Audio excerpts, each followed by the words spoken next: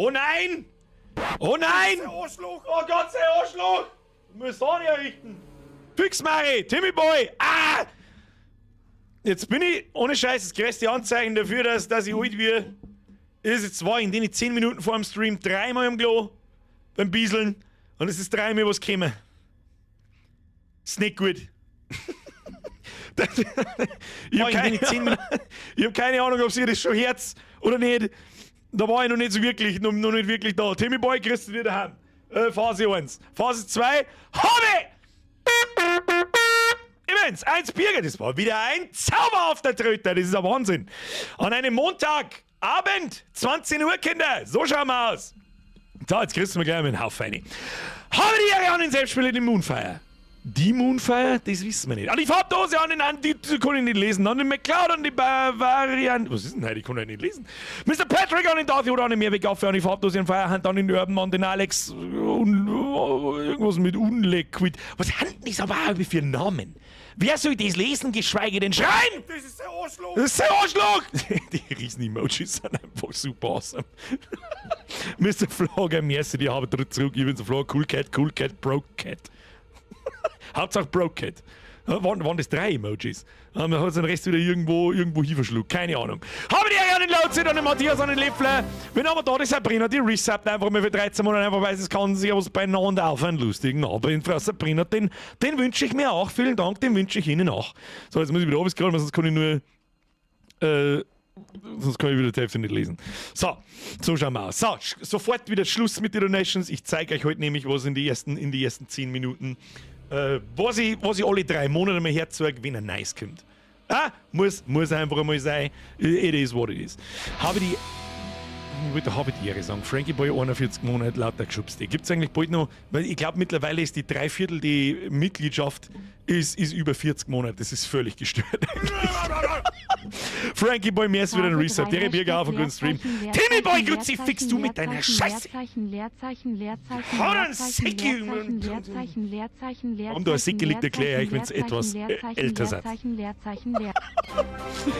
Boy, merci. Schluss. Striker Mike, merci dir. Gerade Pellberg nachgeschaut und jetzt direkt live. Heißt 6 Stunden Birger. Ja, was hat's da was sonst? Weiß nicht, was das soll.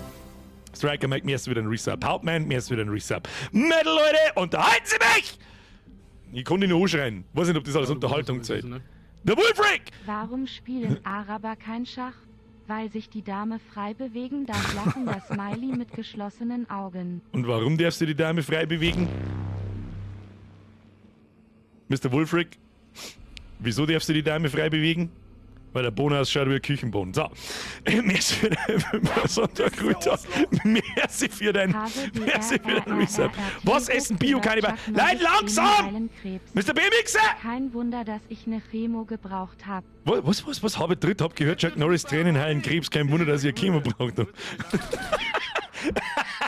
Mr. Stator, Sie haben einen neuen Donation Alert getriggert. Ich hoffe, der war angenehm. Das ist der erste, den wir animiert haben. Hat es überhaupt irgendjemand registriert? Wieso waren die so schnell weg überhaupt? So eine Behinderung! Leute, ich komme überhaupt nicht mehr gut. Ich muss die Zeiten wieder aufstellen, weil ich überhaupt nicht mitkomme. Wer überhaupt, Alter, Mike, Alter, du bist also so dermaßen extrem lang dabei. 59 Monate ist wirklich eine absolut absurde Scheiße, Alter. Stachi, Kuss auf die Nuss. Habe drin, Falle, Freibestellung, muss eine neue Musik machen. PS Kappe! Was ich nicht alles muss! Weißt du, mit was ich heute angefangen habe? Ich hab heute angefangen. Reden wir gleich drüber. Haben wir es jetzt dann mit Resubs und umeinander? Scheißerei. Ich sag's euch, wie es ist, um 5 nach, zeige ich euch was. Ist mir wurscht, da machen wir einfach aus. Ihr seid reiner Merci wieder entwickelt. Du musst gerade mal einen Test erhalten, ob mein PayPal wieder funktioniert. Ja, funktioniert. Also ich sage einfach mal Merci für die grandiose Unterhaltung. Kappa. Merci. Herr Schreiner, Merci für den Resub. Julia, Merci für den Euro. Wen habe ich jetzt nicht übersehen und nicht vorgelesen? Eichenbaum, Merci dir. Hau dritt miteinander. Oh ja, ja, freilich weiß ich, wie es ist. Ich käme nicht mehr aus. Das sind schon wieder so. Was soll denn diese... Holt euch jetzt eine Scheißkohle, die könnt ihr jetzt gleich ausgeben mit dem. Es ist jetzt so krass, mein ganzer Chat ist einfach nur voll mit Resubs. YouTube, warum kann ich den nicht? Weiß ich nicht, muss man das so dermaßen plakativ jetzt? Ich kriege einen Vogel. Ich meine, ihr seht es ja selber im Chat auch. Ich sehe das ganz genau so, bloß ein bisschen komprimiert, und dann ist einfach alles grün. Ah, doch, da, der Mösewicht hat ihre eingeschrieben, der Capo, der ihre zurückgas und der Sonntag Ruhetag. Wo ist dein Witz? Ich suche ihn. Ich suche ihn, da ist er. Achtung, Mr. Sonntag, mir ist wieder ein Resub. Was essen Bio-Kannibalen am liebsten? Nonnen, die sind ungespritzt. Ein Hähnchen ungespritzte Nonnen auf alle! Nom. Merci. Timmy Boy, merci dir. Warum die Wi-Fi wieder ausblendet wird mittendrin, weiß ich nicht. Ich habe mich so gefreut, dass endlich die Scheiß-Trigger-Scheiße funktioniert. Aber nein, das tut sie nicht. Haben wir es jetzt dann? Es war gar nicht die Wi-Fi, wie war's denn dann? Der Timmy Boy schon wieder. Ja, Kim doch. Traust du eh nicht. Ja, traust du nicht. Lausbaum, mir ist wieder ein Resub, BMX, mir ist wieder ein Resub und für die Donation. Skanianer, Franzl, Schorsch, mir ist dir, habe ich dir miteinander. Der Samko Wi-Fi schreibt, um 10 noch wird zum Spiel noch gefangen, sie fix. Und na, Chef, das braucht's schon, bevor du wieder schimpfst. Es ist so absurd, dass meine Moderatoren, wie viel, 54 Monate lang hier Mitglied sind. Das ist einfach, eigentlich sollte ich 54 Monate lang Mitglied bei euch sein. Aber, ja, was laber ich eigentlich? So, haben wir's jetzt. Jetzt pass auf, der Mezzinator ist jetzt der Letzte. Dann zeige ich euch was. Einmal in 3 Monaten muss das sein. Ha? Warum flackert denn da eigentlich alles? Ich klang eh schon wieder. Verdammt, ich habe mich vorher mit der Unreal Engine 5 beschäftigt. Ich suche nach so einem Side-Project. Ja? Mal irgendwas mit dem Ziel von Dings, keine Ahnung, das müssen wir jetzt zu weit ausholen. Irgendwas, auf was ich Bock habe. Ja? Mr. Cybergamer. Da war ich gehört! Bist du nicht schon seit Ewigkeiten Mitglied? Ich kapier gar nichts mehr. Merci für die Mitgliedschaft. Welcome to the Squad. Up in den Chat, habe ich dir selber gegeben. So, wann ist jetzt der Mezzinator irgendwann noch mit der Oberpfälzer? Merci die deren Bürger auf einen schönen Stream in der Arbeit. Freilich schaut ihr in Stream in der Arbeit. Was tat's denn sonst in der Arbeit? Produktivität ist Wunschdenken von Geschäftsführern. Jetzt nicht. Sprenge, ich hab's vorher schon gelesen. NX2 auf Unreal Engine 5 confirmed. Ja, nicht ganz. So, Metzinator, merci dir. Die Over 70. Was? Die Over 70 werden ja ignoriert. Was? Was? Wo? Was 70? Was Over 70? Wer hat übers den? Niemand hat Over 70. Niemand hat 70 Monate. Oder vertue ich mich da? Metzinator, wo? Habe ich einfach nicht gesehen. So, Stefan, ob die Nonnen wirklich umgespritzt sind, man weiß es nicht. Irgendwann waren die Nonnen auch minderjährig. Jetzt wird es dann grenzwertig. Ist die längste Mitgliedschaft eigentlich schon bei 70 Monaten? Da schaue ich euch noch. Sag ich euch, was es ist. Ich weiß nämlich selber nicht. Merci dir. Julia. 1, 2, 3. Julia, danke! Schluss jetzt mit der Scheiße, weil ich irgendwas zeigen muss! Achtung, das heutige Video ist gesponsert von. Jetzt warte mal. Dann Gesamtzeit als mehr. Oh ja, tatsächlich. Oh! Also, mir spinnt's hier alle. Mr. Mezzinator tatsächlich. 70 Monate. Du bist aber nicht zwei Hand vor dir. Einer mit der Chris, von dem ich euch gleich was erzähle, und einer mit da oder die Dani B. Die, glaube ich, hat einfach vor 5 Jahren vergessen, dass sie Mitglied geworden ist und sagt Scheiß drauf. Like, dankeschön. Es ist so absurd. Es ist so geisteskrank absurd. Ich weiß nicht, was ich sagen soll. Tamara! Schöne Grüße an unsere Lieblingsnummer. Haben wir's jetzt! Schluss jetzt! Jetzt hätte der Würmsee an, die hätte schon wieder getriggert, aber es ist, wir haben eine extra Animation gemacht. Der Chris hat mir was Neues gezeichnet. Bürger im Stuck. Was? Help me Step Bürger ein Stück? Stuckerbomber? Löwse, hör mir jetzt auf damit! Himmel, Herrgott! Schluss jetzt! Levi, triggert jetzt den nochmal, damit du euch nochmal anschauen kannst. Da! Das ist ein guter. Muss du mich schauen. Das ist Weltklasse. Kannst du mir erzählen, was du möchtest? Das ist Weltklasse. Herr Böhmsi, merci dir. Tamara, merci, Rest, merci. Schluss jetzt. Der Animal sagt, neues Mitglied, welcome to the squad, sagt Schluss jetzt. Sonntag, Ruhetag, auch Schluss. Der Bergsteiger stürzt, 3 Bergsteiger stürzen ab. Der erste hält sich am Seil fest, der zweite am Schuh, des ersten, der dritte am Sack des zweiten. Was reißt als erstes? Die Stimmbänder des zweiten. Genau, alle miteinander auf Anschener Fasching. Oh Gott, das ist ja Fasching. Leute, haben wir es jetzt dann? Grüezi, es ist 10 noch. Schluss. Giorgio, merci für den 35 Monate Cybergamer, das ist 2 und du weißt es. Viel Spaß im Fasching. Schluss jetzt. Alert Sounds aus. Alerts generell nicht anzeigen. Ich zeige euch jetzt, und wenn ich es euch bloß auf 2 Minuten zeige, dann zeige ich es euch am Mittwoch nochmal. Ist mir scheißegal. So, Alerts sind da jetzt aus. Meine sehr verehrten Damen und Herren, der Chris hat mir was gezeichnet. Und als kleinen Gegenzug mache ich natürlich ein bisschen Werbung für seine Sachen. Wer von euch kennt einen Trachtmann nicht? Wer von euch einen Trachtmann nicht kennt, habe ich gefragt! Hallo!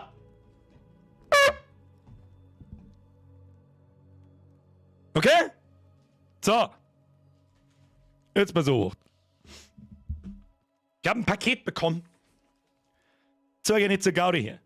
Ich bin nämlich auch ein ganz winziger Teil davon und das macht mich sehr stolz. Der Chris ist übrigens im Chat, ich weiß nicht, ob er da ist, ich habe keine Ahnung, ich habe ihm gesagt, dass wir heute kurz darüber reden. Muss jetzt einfach sein. Der Chris ist Comiczeichner. Hat sich eines schönen Tages dazu entschlossen, fuck you mit deiner scheißbehinderten Drecksarbeit, ich will jetzt Comiczeichner. Und dann hat er es einfach durchgezogen. Und allein das finde ich dermaßen geil, dass ich einen Vogel kriege. Und so alle 3 Monate kommt ein neues Heftel vom besagten Trachtmann. Trachtmann ist ein bayerischer Superheld. Wer das noch nicht weiß. Viele wissen es, viele vielleicht aber auch nicht. Jetzt sehen wir da einmal die Sachen da auf Zeiten, weil erst zeige ich euch natürlich die Heftel. Was ist ein aktuelles Heft 17? Und ich halte das jetzt einfach einmal da so ein. Gibt es auf trachtman.de. Die meisten Heftel haben so 25 bis 30 Seiten umeinander. Gibt mal mehr, mal weniger. Und die aktuelle Ausgabe ist Nummer 17 mit Die Kapsel. Und wie dermaßen gut der Typ zeichnen kann, ist absolut utopisch. Alle meine Beutel, alle meine Karikaturen von mir, in meine Thumbnails, in die Donation Alerts da, in alles, ist alles vom Chris zeichnet, nicht von mir. Ich zeichne nur einmal im Jahr und zwar mein eigener Merch. Und was mich am allerstolzesten macht, ist das hier. Ja. Was ist mit Übersetzung gemeint? Ich zeig bei mir, ich habe eigentlich noch nie, ihr wisst, es ist noch nie ein Kollabo eingegangen, aber mit dem Chris vor über 5 Jahren, weil ich das gesehen und gehört habe, wo ich mir denke, das ist einfach nur stark, da kann man bedenkenlos Ja sagen. Dieser Typ gibt sich dermaßen Mühe und reißt sich dermaßen den Arsch auf, dass er da davon leben kann. Und je mehr leider so ein Abo abschließen, was gerade mal lächerliche 8 Euro kostet, was ich selber nicht gewusst habe, da haben wir vorgestern, glaube ich, irgendwann am Wochenende im Discord drüber geredet. Dann kriegst du, sobald das Heftel kommt, es gibt verschiedene Abos, aber da kriegst du 2 Heftel, einmal die hochdeutsche Version und einmal die bayerische Version. Die bayerische Version ist von mir übersetzt. Ja? Er schickt mir bevor ab die Heftel, ich sage das ein bisschen früher wie ihr, und übersetzt das mit Liebe und Gelassenheit ins Bayerische. Weil er sagt, das kann ich einfach besser. Sage ich, da hast du recht, Chris. So frech muss ich sein, dafür kann ich ja besser zeichnen. Und dann kriegst du und dann ist das Absurde, wo ich ihm schon gesagt habe, wie viel kostet das? Weil ich es halt selber nicht gewusst habe. Ich habe das Abo nicht, weil er schickt es mir heute so. Was allerdings fragwürdig ist, er ist das zweitlängste Mitglied in diesem Kanal immer noch. Und immer wieder muss ich ihn anschreien! Kannst du die Scheiße jetzt mal kündigen? Was soll denn das eigentlich? Ich verstehe es nicht. Und dann wollte ich ihn schon fast anmaulen. Sam Crow-Wife ist zum Beispiel jemand, die hat ein Abo, da hat ein Foto reingepostet, was die alles gekriegt hat. Da kommen dann 2 Heftel, einmal mit verschiedenen. Es gibt jede Heftel, es ist so absurd. Es gibt jetzt Heftel in verschiedene Cover, in verschiedene Ausgaben. Ich hab diese Edition, habe ich Heft Nummer 7, halt, stopp, das sind 2 verschiedene. Das ist einmal der Haubeier Fotzt. Achtung, Bockfutzen bitte. Und das, einmalige Sonderausgabe, 2 Superhelden in einem Superkonflikt, der Kampf des Jahrhunderts. Ja? Trachtmann vermöbelt sauber einen Bundesadler, recht hat er.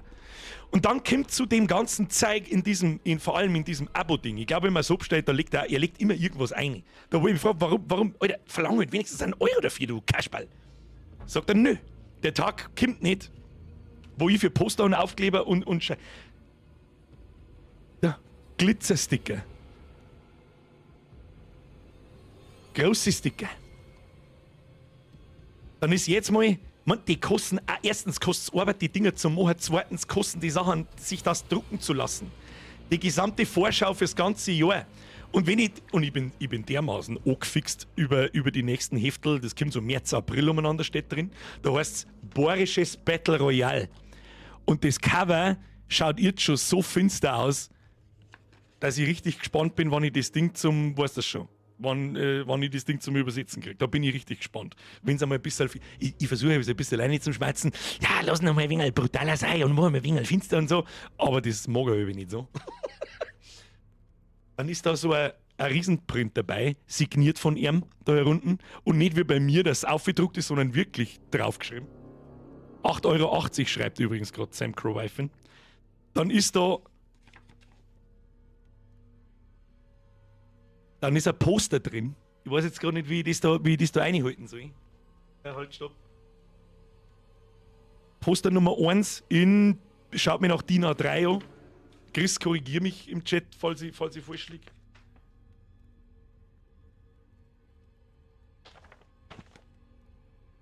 Dann, bei jeder Bestellung sind Sammelkarten dabei, mit Erklärung, wo die Leute herkommen, die ganzen Charaktere aus die Heftel, jetzt einzelne Dinge.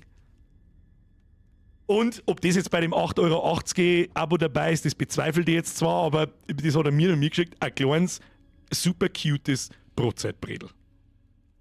Das muss ich einfach herzeigen. Und der Glitzeraufkleber ist der allergeilste, sag ich dir, wie es ist. Das ist da. Und da muss ich wirklich, wenn es interessiert, kannst du mir ins Discord, die Wife soll das Battle nochmal posten, was in dem 8-Euro-Ding drin ist. Da muss ich ganz ehrlich sagen, Chris schreibt da mal 10 € drauf, weil das ein Witz ist. Also es ist mir ein völliges Rätsel, wie das finanziell funktionieren kann, ganz ehrlich. Ganz ehrlich. Liebster Chris, vielen herzlichen Dank. Und ihr schleicht euch jetzt auf trachtman.de. Link war schon 10.000 Mal jetzt da im Discord drin. Da muss ich vielleicht einen Bot einmal sagen, wenn man Ausrufezeichen TM eintippt, dass er die URL einer postet. Ansonsten in der Beschreibung, in alle meine Videos und in alle meine Streams ist der Link ja immer in der Beschreibung. Unten dort rein damit. Da unterstützt, glaube ich, wirklich etwas Gutes, weil ich habe selten jemanden erlebt, der so viel Herzblut in diese Geschichte steckt. Das ist unfassbar. Das ist unfucking fassbar. So! Dankeschön! Und wenn es dann wieder fertig seid auf Trachtman.de, dann kommst du gefälligst wieder da in den Stream rein, weil sonst kriegst du Umdrehne! Ist die 3 Meter von der Balkonde ausgewichst, du! Kasperl, du Grobe! So, jetzt muss ich da mit meinem eigenen Stream aus, sonst können wir total in Schmarrn. So, Unreal Engine machen wir auch zu, erklären wir uns vielleicht auch, was wir da haben. So, ich hoffe, das ist einigermaßen in Ordnung, wenn wir das alle 3 Monate mal lernen. Und im Podcast auch, wenn nicht neue Sachen kommen. Ja? Da habe ich auch absolut kein schlechtes Gewissen, wenn ich euch da 5, 6 Minuten lang einmal in einem Stream voll arbeite damit. Überhaupt nicht. Und ich werde auch nicht zahlt dafür. Ja, dafür. Das ist ein nettes Geben und Nehmen, Kinder. Der Christ zeichnet mir Sachen, ich übersetze ihm Sachen, was es ist. Ich glaube, das ist okay. Okay? So! Und jetzt ist Ruhe. Meine sehr verehrten Damen und Herren, wir haben uns heute hier eingetroffen, um ein neues Spiel zu spielen. Ja, steht da, kann man bloß nicht gescheit lesen. Ich kann es bis jetzt noch nicht aussprechen. Humanity Z. Humanity Z.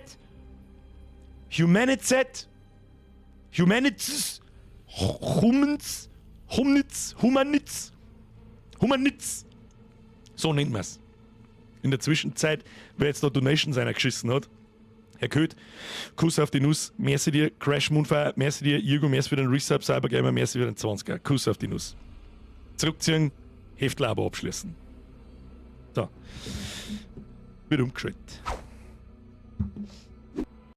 Was ist das? Sag mal! Gibst du wieder gar kein Mir nicht, oder was?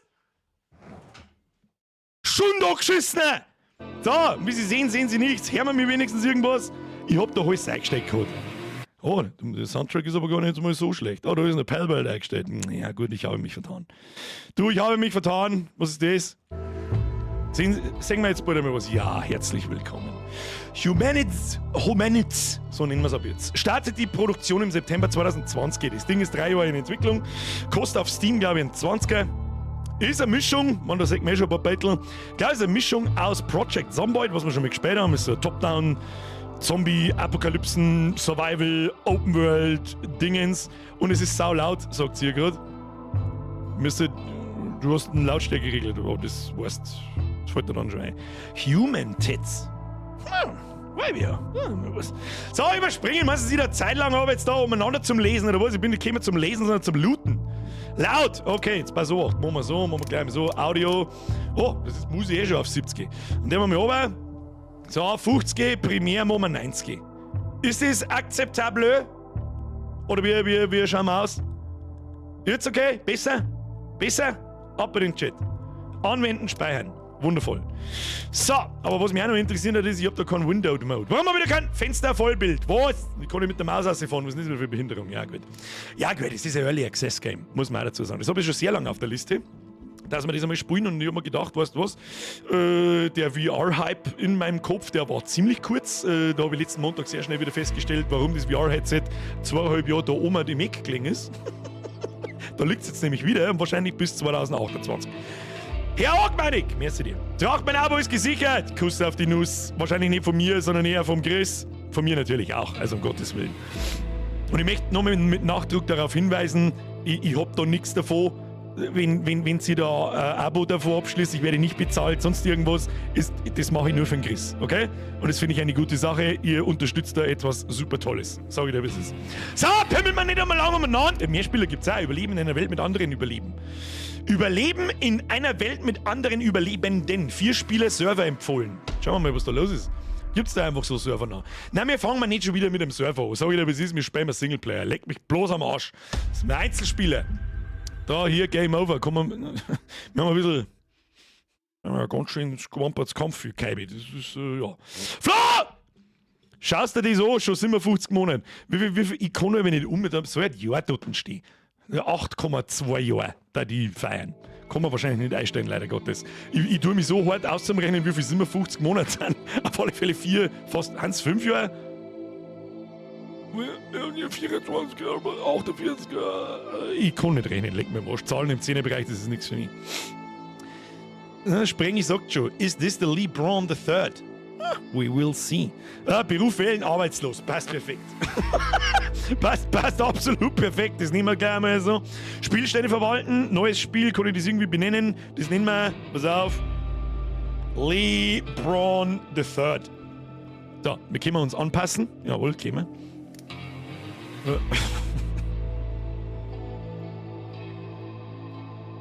Die hat breitere Schultern wie ich. Ja, die haben wieder zurückgeschaut. Das schaut nur ein bisschen. Ja, wobei, so schlimm schaut es gar nicht aus, aber ein Kreuz hat er beieinander als da, die, weiß ich nicht, mit der linken ausheben und mit der rechten auf Pasting in Kreisverkehr einjitten. So, Gesicht. Wenn wir mal weiterschalten. Oh ja, schaut schon mehr LeBronig aus, muss man sagen. Nein, das ist nicht. Ja, das ist schon auch LeBronig. Aber haben wir einen farbigen Chinesen? Nehmen wir. Ja, freilich nehmen wir. Der Quasimodo. Schau mal den sein Kreuz an. Was ist denn mit deinem Kreuz los? Sag mal! Nehmen wir die Haut. Kann man die. Ah ja, doch, warte mal, man kann nur asiatisch einstellen. Dann machen wir einen Asiaten und finster. Oh, das ist aber sehr kasig. Das heißt, ja. Naja, finster wird's nicht. Gesichtsbehaarung, ja, die ist auch wichtig. Schauen wir mal, kann man da reinzoomen? Nein, andere Richtung. Okay, ja, okay. Der Good Old Pornobalken. Easy. Dann haben wir noch eine Frisur. Mal wieder raus. Oh! Doch, der Foodlapper Franz Mann, ich war 2-3 Tage im Fitnessstudio. War sauber im Fitti. Hat aber einen Leg Day konsequent geskippt. Ja, perfekt, Alter. Was möchtest du mehr? Machen wir noch grau. Das ist nicht der LeBron, das ist der Lee Lappal. Ja, Lee Lappal am Start, Alter. Ja, Lee Lappal, easy. So, was haben wir da noch? Zufällig Oberteil. Man kann da noch. Schauen wir mal. Oh ja.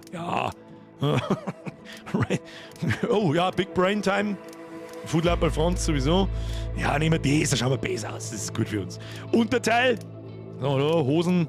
Ja. Also es kommt jetzt ganz drauf an, was diese Items. Foodlapper Franz. Ob das dann, ich denke mal, dass es alles die gleichen Items sind. Wenn überhaupt die Itemization in dem Spiel schon so weit fortgeschritten ist, dass es verschiedene Kleidungsstücke gibt, die verschieden warm sind und lauter so Sachen. Es ist ja der Survival-Game. So, was haben wir da? Saubere Kampfstiefeln? Nein, haben wir Cowboy-Stiefel? Nein. Saubere blaue Air Max, ist schon fast aus wie meine. Meine ist ein wenig dunkler. Ja, Gangsterstiefel, kann man auch mal. Schaut ein wenig komisch aus. Ja, haben wir jetzt da keinen Blödsinn. Also so schaut er maximal behindert aus. Da würde ich sagen, nehmen wir so. So, wenn ich da jetzt auf OK drücke, speichert er das dann? Oder, ja, wenn das nicht stabil ausschaut, dann weiß ich es auch nicht. So, das ist aber heute dann nicht der LeBron der Dritte. Achtung, das ist der Lee Lappal der Erste. Das ist wichtig. Lee Lappal der Erste. Er ist, wir können auch mal durchschauen. Das ist also ein bisschen eine Spielevorstellung heute, so ist es nicht. Arbeitslos, Beruf wählen. Ohne etwas gelernt zu haben oder die Motivation zu arbeiten, beginnt der Kampf ums Überleben ohne hilfreiche Fähigkeiten oder Vorteile. Dachte ich mir schon, dass da wahrscheinlich, ja genau, gibt es verschiedene Wie viel haben wir? Da darf ich mir immer gerne Listen wünschen, damit ich im Überblick habe, so was gibt es im Allgemeinen. Aber gut. Arbeitslos, so unendlich viel sind es nicht. Lesen wir mal bloß ein paar. Mechaniker war mein Beruf in der Vorzeit wahrscheinlich halt dann. Du hast dein Händchen dafür, Fahrzeuge in Topform zu halten. Diese Fähigkeit macht dich 50% effektiver im Umgang mit Reparatursets. Du kriegst ja dann immer so Special Perks. Das ist ganz normal für so. Ich glaube, gibt es im Project Zomboid auch. Da kann man das ziemlich komplex zusammenklicken, was für Vorteile und gleichzeitig Nachteile und so ein Scheiß. Was haben wir da? Diese Fähigkeit bietet 50% mehr Ausbeute am Benzin. Dann haben wir da die Nutzung aller medizinischen Gegenstände ist 25% effektiver. Beruf Rettungssanität. Passt auch. Auszubildender Büchsenmacher. Wer zur Hölle ist ein auszubildender Büchsenmacher, Alter? Was haben das aber für Berufe? Leck mir doch am Arsch an. Du weißt genau, wie die meisten Schusswaffen funktionieren und arbeitest 50% effektiver mit Waffenreparatursets. Ja, Amateurboxer. Deine Fäuste verursachen in unbewaffneten Kampf 300% mehr Schaden. Ja, wenn ich mir sein Knack so anschaue, bin ich für 800% Zusatzschaden. Der Farmer, der Verzehr von rohem Gemüse führt zu einer höheren Ausbeute an Saatgut. Gastronomiearbeiter. Dadurch bist du 15% effektiver im Umgang mit allen Lebensmitteln. Und was bedeutet das? Werden wir herausfinden. Da müssen wir uns erst die Gameplay-Mechanik so schauen. Das ist der Sonntagsfischer. Erhöht die Fähigkeit deiner Erfolgschancen beim Fischen erheblich. Erfolgreiche Verhandlungen mit Händlern. Oh, es gibt Händler. Okay, das ist schon mal ein netter Hinweis. Dann haben wir einen Frischluftfanatiker. Mehr Fleisch von gejagten Tieren. Was das mit Frischluft und Fanatiker zum tun hat, das weiß ich nicht. Und dann wieder arbeitslos. Du weißt, was ich dir sage? Ich glaube, ich nehme einen Rettungssanni. Nimm einen Rettungssanni, das hört sich gut an, das ist eine gute Sache. Und dann lesen wir noch kurz, Maxi, merci wieder in Zwiegel 50. Der 8 Abo ist erledigt. So, Chris, ich frag dich nachher, wie viel du das gekriegt hast. Eliminierer! Die habe ich übersehen. Welcome to the Squad. Kuss auf die Nuss. Flo, merci für den Resub. Ockmagentig, merci für den Resub. Maxi, nochmal, merci für den Zwiegel und Genie Chris nach Österreich. Herr Köth, merci für den 10er. Da bin ich mal wieder da. Schöner Aufkleber, Merch. Bin mit dem Shirt und Pulli sauzufrieden. Hashtag Biergermerch, Hashtag geiler Wichser. Dann mal wieder kurz Donation dazu genutzt. Eigenwerbung zum Moor. Effizienter wird's nicht mehr in dem Leben. Muss der Mann, merci für den Zwiegel. Servus, Bürger. Was los? Noch nicht gestartet oder was? Hey, was? Charaktermenü ist das Wichtigste. Schaut auf unser Kreuz, Alter. Schaffen wir es ohne Hebebühne der Alte aus zum Heben. So. Entschuldigung, hier muss der Mann einen Kuss auf die Nuss, mehr für den Zwickel. Spiel starten! Möchtest du das Tutorial spielen? Hallo? Lass mich kurz überlegen. Ja, möchtest du das Tutorial spielen? Bin mir nicht hundertprozentig sicher. Na! So. Oh Gott, was ist das alles? Himmel, Herrgott! Permatod! Individuell. Alles! Wenn wir sterben, haben wir hin! Beim ersten Durchgang ist das sicher gut. Infektion bei Totheilen, Luftabwurf, Waffenschaden. Lassen wir alles, wie es ist. Keine Ahnung, Beute-Respawn-Zeit, Stundenpicker. Leck mir am Arsch, was ich mir jetzt da durchlese. Learn it the hard way. Schauen wir, was das kann. Server Warning. Mods, Cheats and Hacking and official servers will result in a global ban. Ich glaube, so ist es immer. Das kriegt mir nicht mehr Activision auf 3. Tipps, Siegs, offensichtlich das Wort für Zombies. Überfahren macht Spaß, beschädigt aber das Fahrzeug. Sehr gut. Franz, mir ist wieder ein Resub. Jawohl, schönen Abend wünsche ich euch alle ebenfalls. Kuss auf die Nuss. Starter-Spawn auswählen. Dieser Starter-Spawn bietet alles, was du zum Überleben brauchst. Improvisierte Rucksäcke, um mehr Gegenstände tragen zu können. Erinnert sehr schnell an Daisy. Improvisierter Hammer und Axt, die beim Bauen und Handwerken helfen. Okay, man kann also ist schon ein Crafting-System drin, nice to know. Jede Menge Behälter mit Beute, okay. Garantiert fahrbares Fahrzeug am Standort verfügbar. Gut, ob das jetzt am Anfang so sehr wichtig ist, erst mal herauszufinden, was das Spiel so kann. Improvisierter Bogen mit Pfeilen, eine Abdeckplane, die beim Bau eines Regensammlers nützlich ist. Okay, es gibt also Ansätze von, was gibt es da sonst so? Spawn im Landesinneren, Küstenstraße Spawn und dann wird es wahrscheinlich immer schwieriger. Da steht schon in Großbuchstaben jede Menge Zombies in der Umgebung, einige Behälter mit Beute in der Nähe, mögliche Autospawns in der Nähe. Schauen wir mal. Ich glaube, es ist auch so wie in Zomboid, dass man auf einer großen Map spawnt, bloß halt die Ortschaft, keine Ahnung. Oh, der Chat hat aufgepasst. Da hat ein paar Hunde, ich hab ihn schon gesehen. Oh, oh. Hügelspawn, Arrington-Spawn, Starter-Spawn. Wir nehmen einen Starter-Spawn. Ja, brauchen wir mal nicht übertreiben. Ich habe keine Ahnung von dem Spiel. Ich habe bloß ein paar Battle gesehen und ein paar Streams einmal 1 Minute zugeschaut oder so und habe gedacht, alles klar, da fuchsen wir uns rein, das schauen wir uns an, das schaut gut aus. Auswählen! Oh, das ging schnell. Okay. Phase 1. Wo ich bin schon wieder, ich stehe schon wieder behindert. Drück mir auf Pause. Ja, diesmal pimmelt man nicht lange umeinander. Was mir beobachtet, Cam, Stream, seht ihr da links? Ich tue mich da her. Ich mache mich ein bisschen kleiner. Oder machen wir einfach so? Ich tue mich da drüber. Ha! Ich tue mich aber drüber! Das ist absolutes Pro-Gaming, Kinder. Absolutes Pro-Gaming. Ist das akzeptabel so? Ja, die Stats sind in einem Survival-Game vielleicht doch ganz interessant. So, weiter. Da sind wir. Wie bewegen wir uns eigentlich? Okay, mit WASD. Passt. Wir haben unbewaffnet, wir haben nichts dabei. Auf Top ist unser Inventarsystem. Okay, was haben wir da? Brief eines ehemaligen Überlebenden. Wir haben einen Apfel und einen Lappen. Lappen! Dann haben wir Haltbares. Wir geben offensichtlich 4 Waffen irgendwie an unseren Quickslots. Wir haben eine Hand, Westen, Rucksack, kurze Jeanshose. Konisch zulaufende Denim Ripped Pants. Qualität 100. Linksklick ablegen, Rechtsklick verbrauchen. Was auch immer verbrauchen heißt, aber ich schätze mal zerlegen. Wir haben gar nichts dabei. Also fucking nothing. Ich sehe jetzt da noch keine Zombies. Chillen wir mal. Schauen wir. Durchsuchen, Anhänger. Wie tun wir das? Rechtsklick. Oder okay. Ja, grafischer Ersteindruck. Es ist jetzt natürlich nicht der Oberwahnsinn, aber für das, was. Was? Du, Alter, was ist denn eine Aktionstaste? Hallo, okay, man kann springen, QE. Ich mag nicht feisteln. Ich mag da durch. Okay. Einstellungen, Tastenbelegung. C-Hocke, Laufen, Left Control, Sprint, Kampfhaltung, Left Alt, Kamera links, rechts, Taschenlampe T. Zusammenwirken. Wie zusammenwirken? Dein Mom ist zusammenwirken. Prinzwig, tracht mein Abo, check, Aufruf zur Abo-Eskalation. Scheiß am Christ, Abos voll! Los! Tu es! Tu es! Tja. Ich brauch kein Tutorial, ich bin Pro-Gamer, ich brauch sowas nicht. Nee, brauchen wir auch nicht. Leg mir doch am Arsch. Wahrscheinlich die Aktionstaste ist dann F. Ah, halt, stopp! Oh. Okay, dann geht so ein Menü auf. Okay, passt. Die hat jetzt eigentlich mit so einem Balken oder sowas gerechnet. Aber gut, wir brauchen mehr. Okay, Knarre nehmen wir mit. Messer nehmen wir in die Hand. Was haben wir da? Das ist Munition.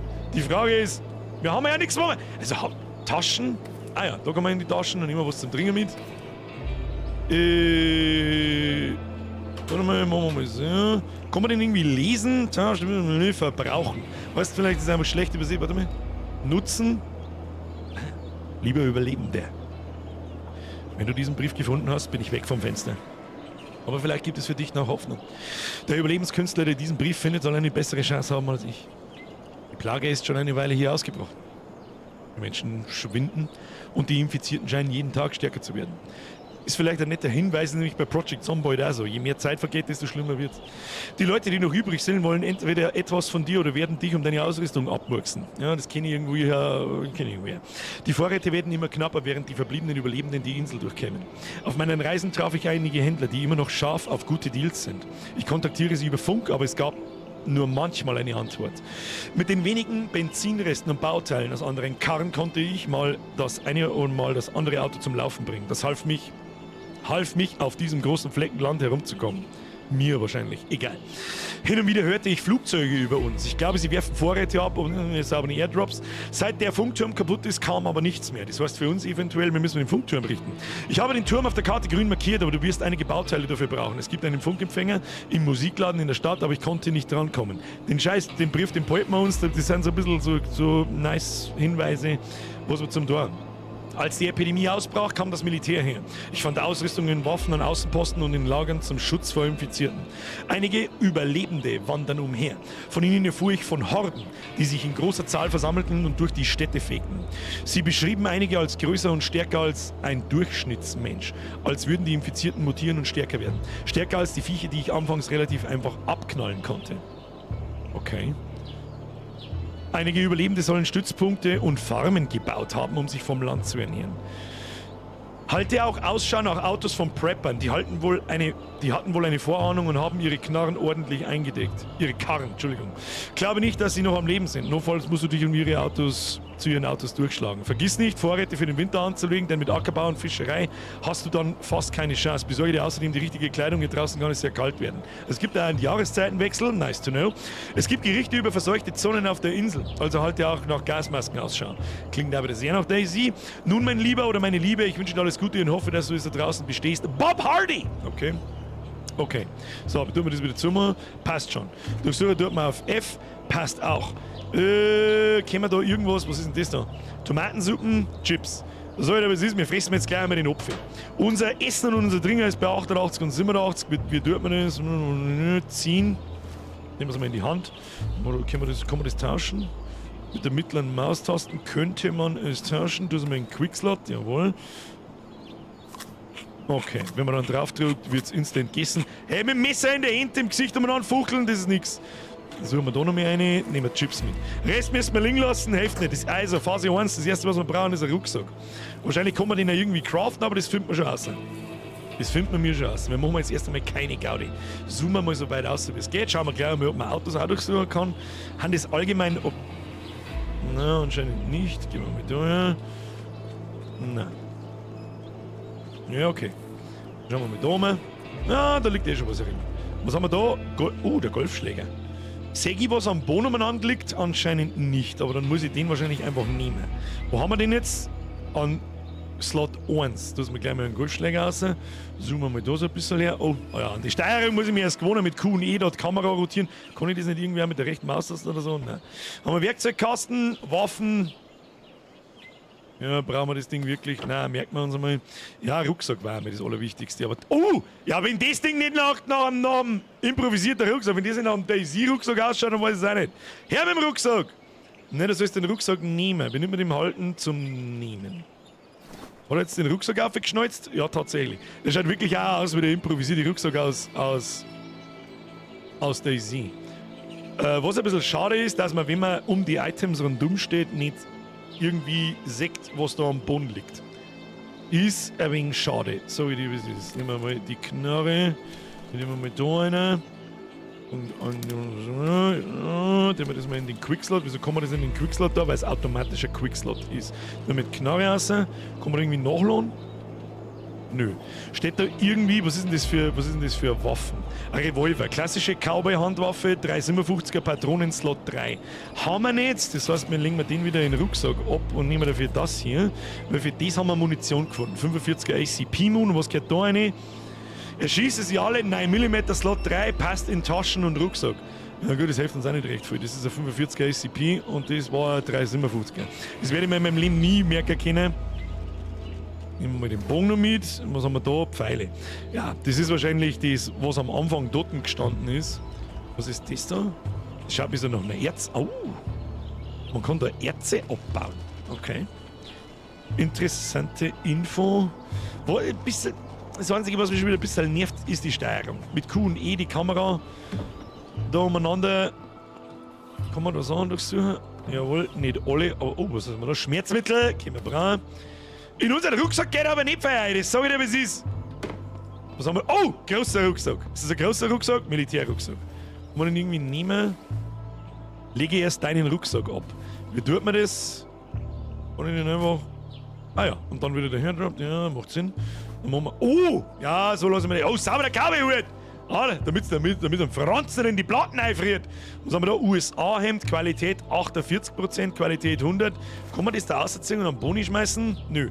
Rechtsklick, verbrauchen, ablegen. Frisst er auch nicht. Und das Item... Okay, da muss ich F halten. Ja gut, das lasse ich mal durchgehen. Da kann man anscheinend noch nicht alles durchsuchen. Das ist ein bisschen schade, dass man zumindest jedes Objekt, so Regale durchsuchen, das eigentlich schon bringen. So, sehe jetzt ich was in dem... Das ist halt... Und deswegen frage ich, warum sehe ich nicht, was da am Boden liegt? Weil wir so jetzt in den Rucksack da reinschauen, der da liegt. Ja, der Wingel unkampert gemacht, aber gut. So, kann ich da reinschauen? Ah ja, H-Drucker, F-Drucker, passt schon. Wir nehmen alles mit, gelangt, Rechtsklick, noch nicht ablegen, ziehen. Okay, muss man ziehen. Es ist offensichtlich nützliches Werkzeug für Handwerksarbeit. Jawohl, Tomatensuppen nehmen wir mit, Knarre nehmen wir mit und unsere Beil nehmen wir mit. Ja, das schaut doch schon mal ganz gut aus. Mit dem haben wir unseren... Kann man einen Bogen weg da? Ja, kann man da noch was durchsuchen? Nein. Gut, es wird auf alle Fälle weiß gehighlightet, was man durchsuchen kann. Waschmaschine, oh, aber die Waschmaschine kann ich durchsuchen. Das ist wichtig. Was haben wir da? Grüne Hose, 65%, wir haben 100%. Passt schon. So, was wir jetzt gleich mal ausprobieren werden, wie schießt man. Machen wir gleich mal so, gehen wir mal raus da. Was nehmen wir als Ziel? Weiß ich nicht. Das Fensterschein.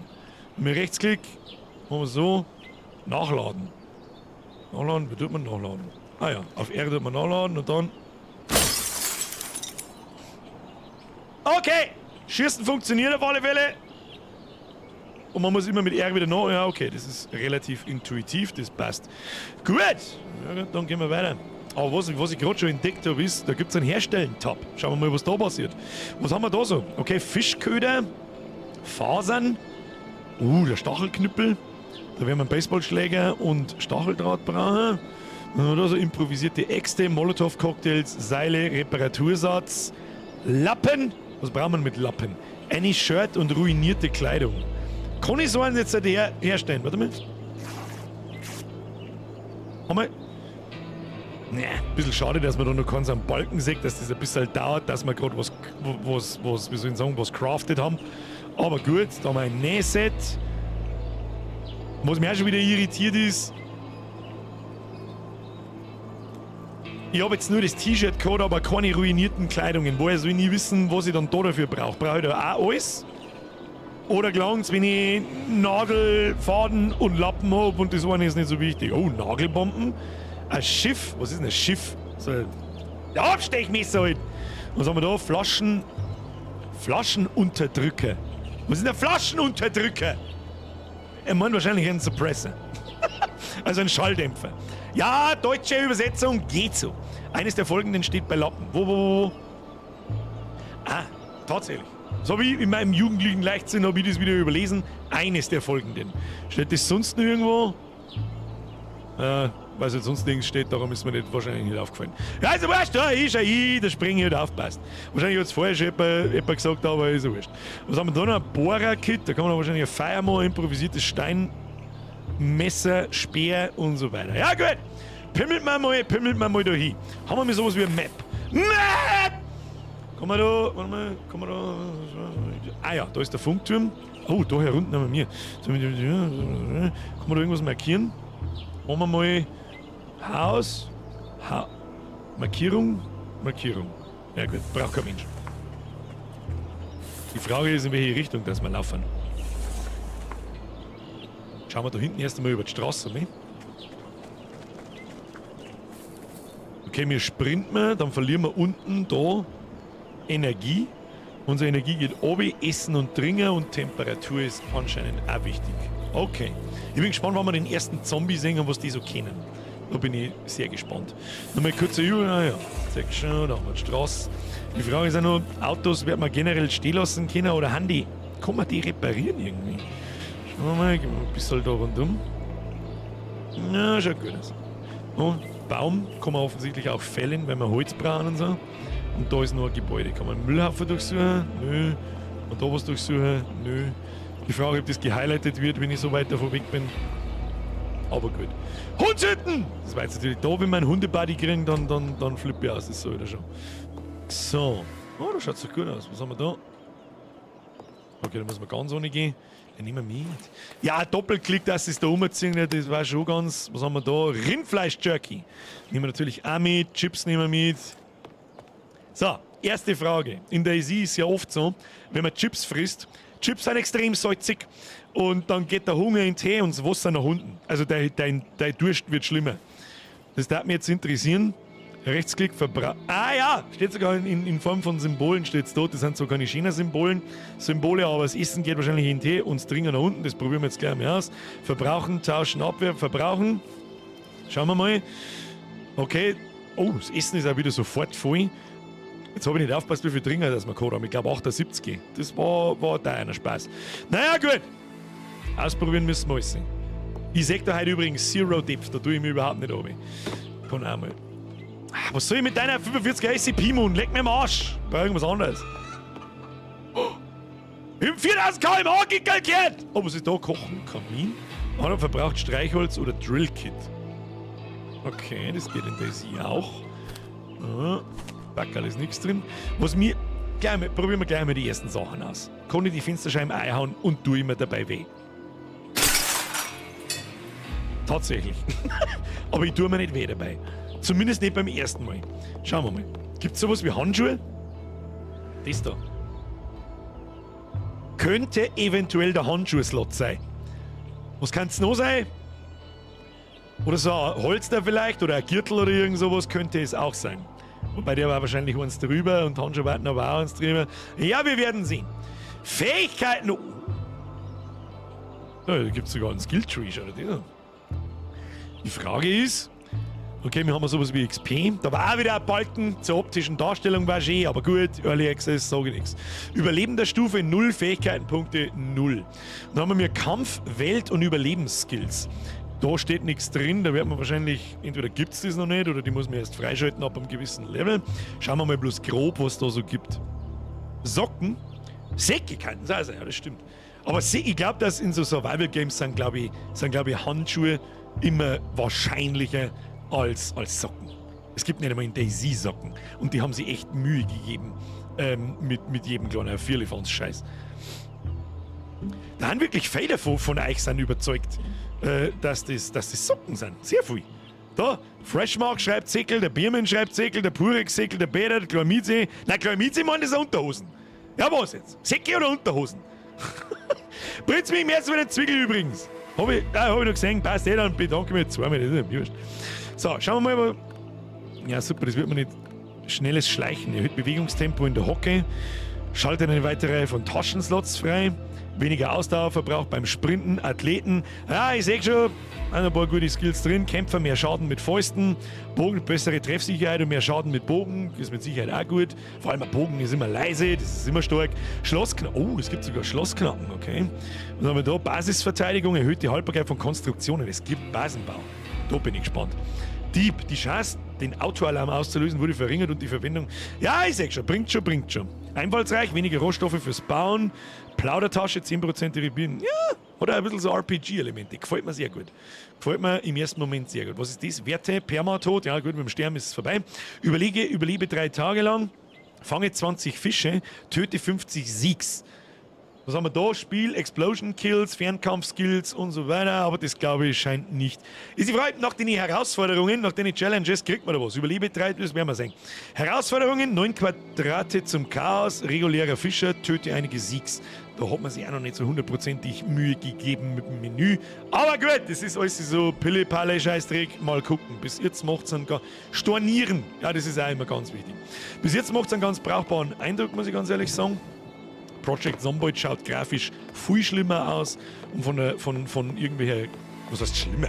Das hätte jetzt fast umgekehrt, das war die Grafik beschissen für so eine Art von Spiel, gelangt das überall hin. Und dann Badezimmerschrankerl, nichts drin. Was interessant ist, Objekte haben einen extra Waffenslot. Und warum in Gottes Namen hat ein Badezimmerschrankerl einen Waffenslot? Alles, was ich weiß, ist, dass wir offensichtlich bei den Amis sind. In fucking Texas. Weil nur in fucking Texas hat das Badezimmerschrankerl einen Waffenslot. Sonst nirgendwo anders. Brechstangen, nehmen wir mit. Wie groß hatten eigentlich die Slots für ja, ich sehe schon. Man kann die Brechstangen nicht in schwere Nahkampfwaffe, mit der man auch in Häuser und Fahrzeuge einbrechen kann. Und was kann der Golfschläger? Klassischer Sportschläger. Ja, dann tauschen wir doch das aus und den scheiß Golfschläger, den werfen wir ablegen. Was ist denn der Unterschied zwischen ablegen und abwerfen? Schlecht übersetzt wahrscheinlich. So eine Mann damit ablegen und wieder zurück in den Slot. Aber okay, kriegen wir schon hin. Ja, da kommt auch noch was. Dreimische Top! Ja, absolutes Pro-Gaming. Ihr brecht gerade. Handschuhe, Hans. Haha! Schön. Easy. Falls man mal kurz die Magnum braucht, ja, beim Zähneputzen. Ich kann dir garantieren, spart die 500 Euro Oral B V 25.980, kauft er einfach ein 45er Magnum, putzt damit der 10, dann musst du nie wieder 10 putzen. Das ist eine gute Idee. So, jetzt schauen wir mal, ob wir da Erinnerung was übersehen. Ja, tatsächlich. So, woher weiß ich jetzt, ob der Schulranzen mehr Slot... Ah ja, hat er nicht. Schachtel mit Streichhölzern nehmen wir mit. Rucksack 5,8 Kilogramm. Es spielt also eine Rolle, wie viel Gewicht diese Sachen haben. Jetzt Item hat also ein bisschen Gewicht.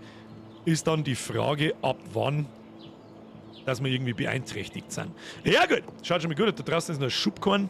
Weiß ich nicht, ob man mit dem was anfangen kann, aber ich glaube nicht. Schauen wir mal da. Ja, und da oben muss noch eine kleine Hirn sein. Jetzt warte mal, in welche Richtung? Ein Kompass war nicht schlecht. Also in die Richtung nach unten muss noch irgendwo eine kleine Hirn sein. Ich weiß, wo dein Churban wohnt, Alter! Ah, sechs das kleine Churban. Ich bin jetzt einmal gespannt, wann der erste Zombie... Ah! Gockelmann! Den erschießen wir, den holen wir uns gleich. Gockelmann holen wir uns gleich. Jetzt schauen wir erstmal in der rein. Was haben wir da? Kochen, Feuerfass. Haben wir Steighäcksel. Kann ich die direkt so nehmen? Nein, wieso kann ich jetzt die wieder nicht...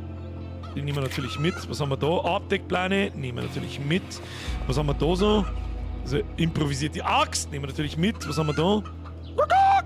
Improvisierter Hammer. Ah ja, das sind auch alles die vorgespawnten Sachen. Ein Nagelbrett! Kann ich das noch mitnehmen? Nein, kann ich nicht mitnehmen. Was können wir da dafür wegschmeißen? Nix, dann nehmen wir lieber Brechstangen. So, was ist. Und dann luren wir da noch eine. Stromkabel. Wir nehmen einfach mal alles mit. Ist mir wurscht, kann man das überhaupt looten? Ja, tatsächlich. Keilriemen, Waffen. Okay, das sind jetzt Waffen, aber schaltet mehr Bauoptionen und auch gute Waffen frei. Slot 4. Passt in Tasche und Rucksäcke. Okay. Schaut gut, aber... Da wieder! Grüß mich! Servus Birgit! Danke für viele Jahre mit bester borischer Unterhaltung. Mach weiter so. Zu Befehl! Moi! Kuss auf die Nuss. Merci dir. So, was haben wir da? Schachtel mit Streichhölzel, da kann man nirgendwo haben wir am Anfang. Metallschrott. Oder wird zum Bauen und Herstellen verwendet. Also es hat Keilriementeile für Fahrzeuge, steht hier dabei. Zum Basteln von elektrischen Gegenständen, nützliches Werkzeug, das weitere Handwerksarbeiten freischaltet und so weiter. Ja gut, aber jetzt da holen wir uns erstmal einen Gockelmann. Gockelmann! Haben wir mir einen Bogen? Ja. Oh, es wird finster. Gockelmann! So, jetzt gehen wir her da. Tu mir nachladen. Gockelmann! Warte, ich geh mir in die Hocke. Ich will schleichen. Gockelmann! Hab ich überhaupt einen Pfeil drin? Ich weiß es nicht. Ich schieße mal. Haha! Hab ihn schon. Mistviech geschissen. So, brauchen wir nicht umeinander schleichen jetzt da, glaube ich. So, oh! Pfeil kann man wieder aufklappen. Sehr gut, nice to know. Und ernte das Huhn! Wie? Rein in ein Messer oder so? Oh nein, das macht er einfach so. Okay, rohes Fleisch. Sollte vor dem Verzehr gekocht werden, man weiß nie, was für Parasiten drinne stecken. Okay. Das machen wir natürlich.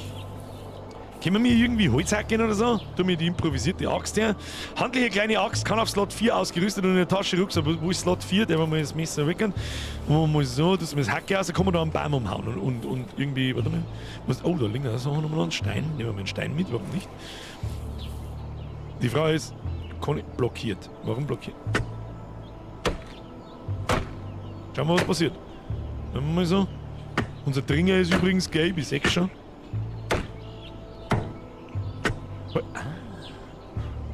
Haben wir Holzstöcke. Und deswegen, das finde ich ein bisschen, das ist ein bisschen, das Inventarmanagement ist nicht so hundertprozentig geil. Wir nehmen jetzt mal das Holz mit. Jawohl, das wollte ich nicht. Ich sehe nicht genau, was ist und so. Nur noch mal drück mal F. Wie kann ich jetzt den Baumstamm da nehmen? Das darf mich jetzt interessieren. Tu mir das weg, kann ich den Drang oder was ist damit? Nein, kann ich nichts machen damit. Aber gut, wir haben mal Holz dabei, jetzt machen wir uns einmal ein Feierfassel. Wenn es jetzt Nacht wird. Können wir uns sowas wie ein Bett bauen oder so? Machen wir einen Gickelstall, vielleicht hätte ich den Gickel. Achtung, prüfen, Hühnerstall, 2-mal rohes Ei. Nehmen wir natürlich mit. Vielleicht hätte man den Gickel leben lassen sollen, wir Vollidioten. Aber gut. Drinnen steht. Oh! Noch Gickel! Durchsuchen, Van. Was haben wir? Da ist so viel Zeug, lass das drin. Wir sollten auch direkt da unser Base aufschlagen. So wieder bis es ist. Können wir mal jetzt nochmal kochen, Feuerfass. Was haben wir da? Wird jetzt Ozent, okay. Und da. Gekochter Bauch. Ach so, das sind Rezepte. Gekochtes Fleisch. Machen wir so. Okay, das dauert halt 20 Sekunden. Das hat jetzt da aus dem Inventar ausgezogen. Ja, ist ja ein bisschen unintuitiv ist schon, muss ich sagen. Das ist ein bisschen so, ne. Was haben wir da? Eine Tasse Kaffee, da brauchen wir Wasser, sauberes Wasser. Haben wir sowieso nicht. Wir haben sowieso generell nichts zum Trinken, gell? Aber die Tomatensuppen. Die Restscheiße. So, und jetzt haben wir das Ding fertig, oder was? Und dann tust du rum. Das gibt uns Essen. Essen brauchen wir auch nicht, wir brauchen was zum Trinken. Das ist die Frage, Feuerfass, kann ich das wieder zumachen? Nein, brauchen wir auch nicht zumachen. Ist da irgendwas drin? Dann nochmal braune Handschuhe mit 50%, die haben besser wie unsere. Die tauschen wir aus, den Rest lassen wir da. Aber wir kann man natürlich auch ablegen, ausrüsten. Kann man den jetzt reißen oder so? Nimm sie mal, Rechtsklick, ablegen, tauschen, reparieren und abwerfen. Weg mit dem Schund. So, wie baut man Sachen? Herstellen. Wo ist das Crafting-Menü? Muss ich da vielleicht einen Hammer in die Hand nehmen? Den Hammer in die Hand. Schauen wir mal. Kann man da rechts hier unten? Nein, kann man nicht. Schauen wir mal. Vielleicht muss man einfach mal Wo ist Kelvin, wenn man ihn braucht? Ja, der kleine Miezi, dem kann ich sagen, bauen wir den Scheiß jetzt da zusammen.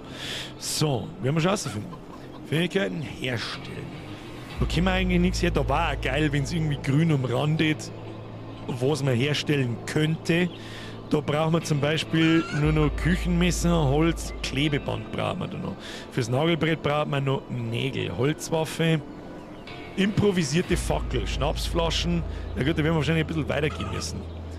Improvisierte Axt können wir herstellen. Da oben geht es übrigens auch noch weiter. Na, geht's nicht. Ist da jetzt im Ernst gestanden, das ist ein Schmackofatz? Warte mal, muss ich schauen. Gekochtes Fleisch. Das ist ein Schmackofatz! Um es mal so frech zu sagen. Ja, da sehe ich ganz genau, wie jemand vor einem Stückel Fleischtext gestanden ist. Und dann hat es geheißen, hey, lass dir mal was einfallen für einen Beschreibungstext für ein Stückel Fleisch. Das ist ein Schmackofatz! Ja, kann man jetzt bewerten, wie man möchte. Wir brauchen was zum Trinken, Kinder. Tun wir Tomatensuppe verbrauchen. Und die gondelt also jetzt einfach rein, oder was? Okay, reingegondelt. Essen haben wir wieder 88, trinken sind wir 30. Bin ich mir jetzt nicht so hundertprozentig sicher, ob das aufgegangen ist. Aber gut, wir müssen mal grob in die Richtung nach... Wo zeigen ich hin? Wir müssen mal grob in die Richtung, habe ich. Ah, das ist ein bisschen blöd. Ihr seht da meinen Mauszeiger und mit dem fahre ich im Kreis, bis der Pfeil in die richtige Richtung zeigt und dann laufen wir mal der Straße nach. Sag ich dir, was ist. Das ist ein Pappenschmierer, Gruß aus Wien. Was, ein Pappenschmierer? Was ist denn ein Pappenschmierer, Alter? Ein richtiger Schmackofatz. Ja gut, wir müssen auf alle Fälle in die Richtung. Lassen wir das Klump da mal stehen. Drauf geschissen. Gockelmann, was nehmen wir? Einen Gockelmann lassen wir leben, vielleicht liegt da uns noch ein paar. Da in der Schupfer waren wir schon drin. Jetzt warte mal. Ja genau, da unten müsste jetzt eigentlich dann noch... Das ist ein bisschen schwierig mit dem Kamerazeig da. Müsste jetzt dann eigentlich eine Straße kommen. Hoppala. Und der laufen wir jetzt einmal nach. In 100 Sprache schmatzi gut, in Hundi-Sprache ist schmatzi gutti fein. Schmatzi gutti fein! Mag der Gutti? Magst du das, Fussi? Timmy Boy, merci dir, der Birkbert, da hast du mir wieder was, weil ich da schon sauer zu lang nichts mehr hingeschissen hab. Geh, geiler Wichser! Dankeschön. Dankeschön! Hat 10er für lang nichts mehr hingeschissen, ist sauber zu viel. Weiß es nicht, was es ist. So, wie viele Autos werden jetzt noch durch so? Ja, ein Golfschläger drin. Jetzt warte mal, jetzt interessiert mich was, wo ich da nah hingehe. Ich muss einfach bloß nah hingehen, dann wird das gehighlightet, nehme ich an. Und wenn ich mit der Maus drüber fahre, nicht. Na gut. Nice to know. Gut, rüsten wir weiter. Das Auto schaut fahrbar aus. Kann ich mir was tun? Öffne Fahrzeug. Haben wir Fahrzeug geöffnet. 308er Windmunition. Die nehme ich mit natürlich. Klar. Wenn jetzt das... Ah. Ist das eventuell das fertige Fahrzeug dann noch?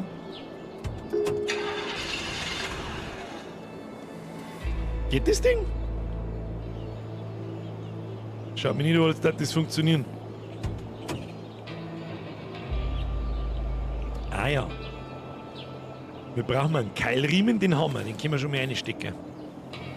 Eine Benzinpumpen, Batterie und ein Starter.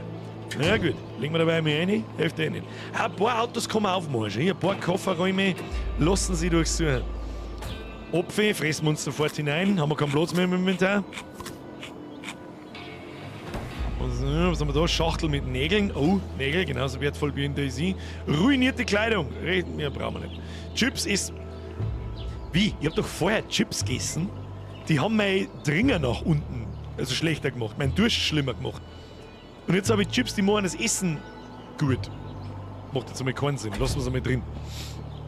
Lassen wir es einmal drin. Oh mein Gott, bis ich mich an die Kameradreherei gewohnt, dabei geht weiter. Waren jetzt da mit Zombies? Einer zumindest. Keine Ahnung. Machen wir die Bude auf jetzt da. Da eine herin. Haben wir da. Was ist das? Metallrohre. Was kennen Metallrohre? Ich schau mal, ob ich es einbaggeln kann. Kann ich tatsächlich. Das ist zum Zuhauen oder was? Ach, das ist zum Zuhauen-Preis nicht. Ich setze jetzt bloß. Nehmen wir da. 69% Handschuhe. Habe ich jetzt am Boden geworfen, sehe ich das richtig? Egal. Brauchen wir nicht. Ja, oh, roter Hoodie. Qualität 36, aber der ist mit sicher. Es ist schade, dass. Entweder habe ich es noch nicht gesehen oder keine Ahnung. Umschalten. Was heißt denn umschalten? Verstehe ich nicht. Nehmen wir das Mützel. Da, mit der Bälle nicht friert. Das ist wichtig. Dann haben wir da einen. 9 mm! Den nehmen wir mit! Was werfen wir da für weg? Ich habe keine Ahnung. Tun wir Metallschrott weg. Was haben wir da? 45er SCP. Kann man die stacken? Jawohl, die kann man stacken. Sehr gut, das wollte ich hören. Das wollte ich hören und sehen. Oder sonst noch was? Oh, da geht's. Oh, okay. Kann man da Treppen aufgehen? Nein, schade. Haben wir da noch was? Jawohl. Nehmen wir da rein hier. Marmeladenglas! Und ein Limo! Die haben wir uns rein. Verbrauchen. Ja, da geht's Stringer. Das Stringer geht auch instant in Tee. Haben wir da noch was durchsuchen? Scheint mir nicht so. Da haben wir wieder ein Badschrankerl mit ein altes Müsli. Das macht das Stringer schon bestimmt. Was haben wir da? Ein Nähset. Aha. Was tut denn das Nähset? Nähset. Rechtsklicken, um Kleidung zu reparieren. Wir sind unser Hoodie beieinander. 36, oder? Okay, machen wir mal so. Na, dann müssen wir es zuerst. Jetzt haben wir keinen Platz mehr.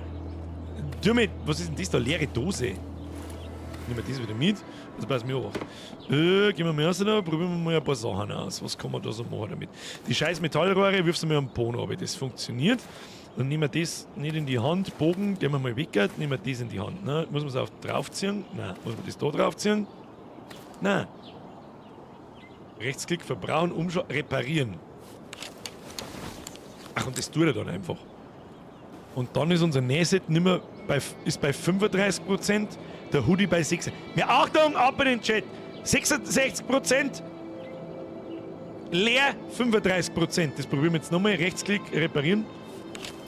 66, 35. Gibt plus 30% Qualität und minus 15% vom Nähset wird verbraucht. Ja, verstehe schon. So, haben wir das auch rausgefunden. Wunderbar. Und ansonsten, glaube ich, gibt es da nichts mehr. Wie schaut unser Mützel aus? 56%. Mit alles über 50% bin ich zufrieden. Da bin ich zufrieden. Zoomen wir mal wieder ein bisschen lassen. Dann gehen wir mal weiter. Wo haben wir überhaupt? Oh, haben wir schon bei der nächsten hier. Es muss ein bisschen rechts davor gehen. Da scheint mir ein großes Anwesen zu sein. Wir werden sehen. Habe ich eigentlich sowas wie eine Tag-Nacht-Anzeige? Ich glaube nicht. Ich glaube nicht. Oh! Erster Zombie! Hast du mit dem Bogen? Was der? Oh, der will mal schleichen. Schaut ja gleich mal rausfinden, wann wir die triggern. Ach, der steht am Bulldog um. Ja, wann triggern die? Steh mir auf. Ich glaube, ich hab die schon triggert, Mr. Zombie, aber du stehst da geglitscht auf dem Ding oben drauf, kann es sein? Nur mit dem Weg kann ich da walten? Oh. Okay. Da, kannst du was? Ja, du bist schon getriggert, du bist ein schlechtes Testobjekt. Aber ich werde jetzt einfach einmal sauber da schießen. Nachladen. Und ich ziele auf den Kopf. Starker Bogen, starker Bogen. Pfeil nehmen wir natürlich mit. Kann man den irgendwie, kann man mit dem was da? Hast du irgendwie Loot dabei oder so? Nein, jetzt probieren wir es bei dem anderen, da mit dem Pfeilbogen raus. Was ich ziemlich cool finde, ist, dass man in der Hocke einen Pfeilbogen machen kann. Ab wann ist der oh ja, der ist schnell triggert. Ja, machen wir so. Da habe ich jemand mit dem Pfeilbogen an den Kopf runtergeschossen, oder was? Okay, Bogen ist sauber jetzt imbar. Oh, sogar Ragdoll-Mechaniken schon. So ein bisschen clunky, aber es sind Ragdoll-Mechanics. Und da was da, wenn man die Pfeile wieder einsammeln kann, dann ist ja das völlig okay. Und mit da hier. Na, durchsuche jetzt das Ding. Was haben wir da? Kaliber 12 Patronen, Chips, Schachtel mit Zündrätsel. Kann man da irgendwas öffnen, stacken? Jawohl. Jetzt schauen wir mal. Hören uns die? Da läuft nur ein Zombie. Jetzt wird schon ein bisschen finster. Ich hoffe, ihr seht noch was. Gehen wir mal daher, ab wann er mich bemerkt. Und jetzt aufstellen. Ah ja, tatsächlich. Wenn ich hinter ihm laufe. Schauen wir mal, wie schnell das der so ist. Ja, geht so. Oh, der erste. Sieg noch. Nicht. Aber wo schießt man mich hier? Kann man schon. Ich finde auch äußerst amüsant, wie der Pfeil in seinem Kopf markiert ist, wo er drin steckt. So, da haben wir einen Pfeil gebuffert. Und wo haben wir noch einen Pfeil gebuffert? Oh, jetzt wird es aber gescheit finster. Da haben wir noch einen Pfeil gebuffert. Chat, war das jetzt der 13er Fint oder nicht? Ah, richtig, Chat. Wo ist denn die sogenannte Expertise? Was ist das für ein Bulldog? Amerikanisches Modell, sag ich. Oh, wir haben schon wieder gespeichert. Passt. Ja, die ersten Zombies, die kommen, also einzelne Zombies wie in jedem Spiel haben kein großes Problem. Habe ich schon gesehen. Besonders der Bogen ist gescheit. Verliert der eigentlich an Qualität? Merkt man uns. Was ist denn das da? Handgefertigter stiller Killer. Slot 1 von 2. Okay, 71%. Merkt man uns die Qualität vom Bogen einmal? 71%. Schauen wir mal, ob die weniger wird, wenn wir mir ein paar Zombies da schießen. Was auch noch ganz nice to know war, ist, kann man da irgendwie. Wo haben wir denn hier? Oh, wir müssen. Ja, genau, wir müssen ein bisschen. Hoppala. Ein bisschen da oben. Wird gescheit finster. Aber dasselbe Problem wie ein Scheiß der ist ich. Wenn finster, sehe ich nichts. Gut, hat finster meistens so an sich. Aber ich weiß nicht, was das ist. Das ist ein Massen Ferguson. Ich habe keine Ahnung, was das ist. Leute. Verschlossen. Jetzt können wir gleich mal mit Brechstangen ausprobieren. Dann auf Open. Ja, und wie kann ich da jetzt. Blockiert. Blockiert. Warum ist das da blockiert? Kann ich durchs Fenster einsteigen? Hauen wir es einmal rein. Kann ich da rein? Ah, scheiße. Oh oh. Kommen wieder Zombies herin? Ja, auf alle Fälle an. Zombie, wo muss ich da an der Fensterscheibe stehen, damit ich da aus. Wie kämen die da rein? Der hätte sich ziemlich wütend da. Wow! Was? Wo? Ah! Einfach der Schlang! Okay, alles klar. Sie kommen durchs Fenster rein. Nice to know. Was haben wir da? Grüne High-Tops, die braucht kein Mensch. Kann man da mehr haben? Da ist verschlossen. Wir machen die Bude nicht auf. Sonst kommen da noch mehr rein. Kannst du mir mit dem Arsch legen. Machen wir. Muss man durchsuchen können, wie alle anderen Schränke. Eine Batterie. Die brauchen wir für die Karre. Scheiße, ich hätte die Karre auf der Karte markieren müssen. Was haben wir eigentlich da herunten? Holz. Holzi, Holzi, Holz. Da haben wir was zum Essen. Brauchen wir eigentlich mehr. Brauchen wir mehr zum Trinken. Da ist ein Limo. Hey, verbrauchen. Eingegondelt. Ah, das Ding, also Essen und Trinken droppt vielleicht schon schnell. Finde ich. Kommt wahrscheinlich auch ein bisschen drauf an, was wir tun. Wenn ich da viel umeinander hau und viel sprint und so einen Scheiß, dann vergeht's meistens schnell. Ja, mehr gibt's da anscheinend nicht. Okay. Auto mit der. Oh, was hab ich jetzt da? Ich seh nix. Kameraführung unter aller Sau. Ich weiß nicht, vielleicht ist der Sprengi stellt berechtigterweise die Frage, das Auto starten mit der Taschenlampenbatterie. Ja, gut, ich gehe davon, ist schon naheliegend, dass er. Was ist denn das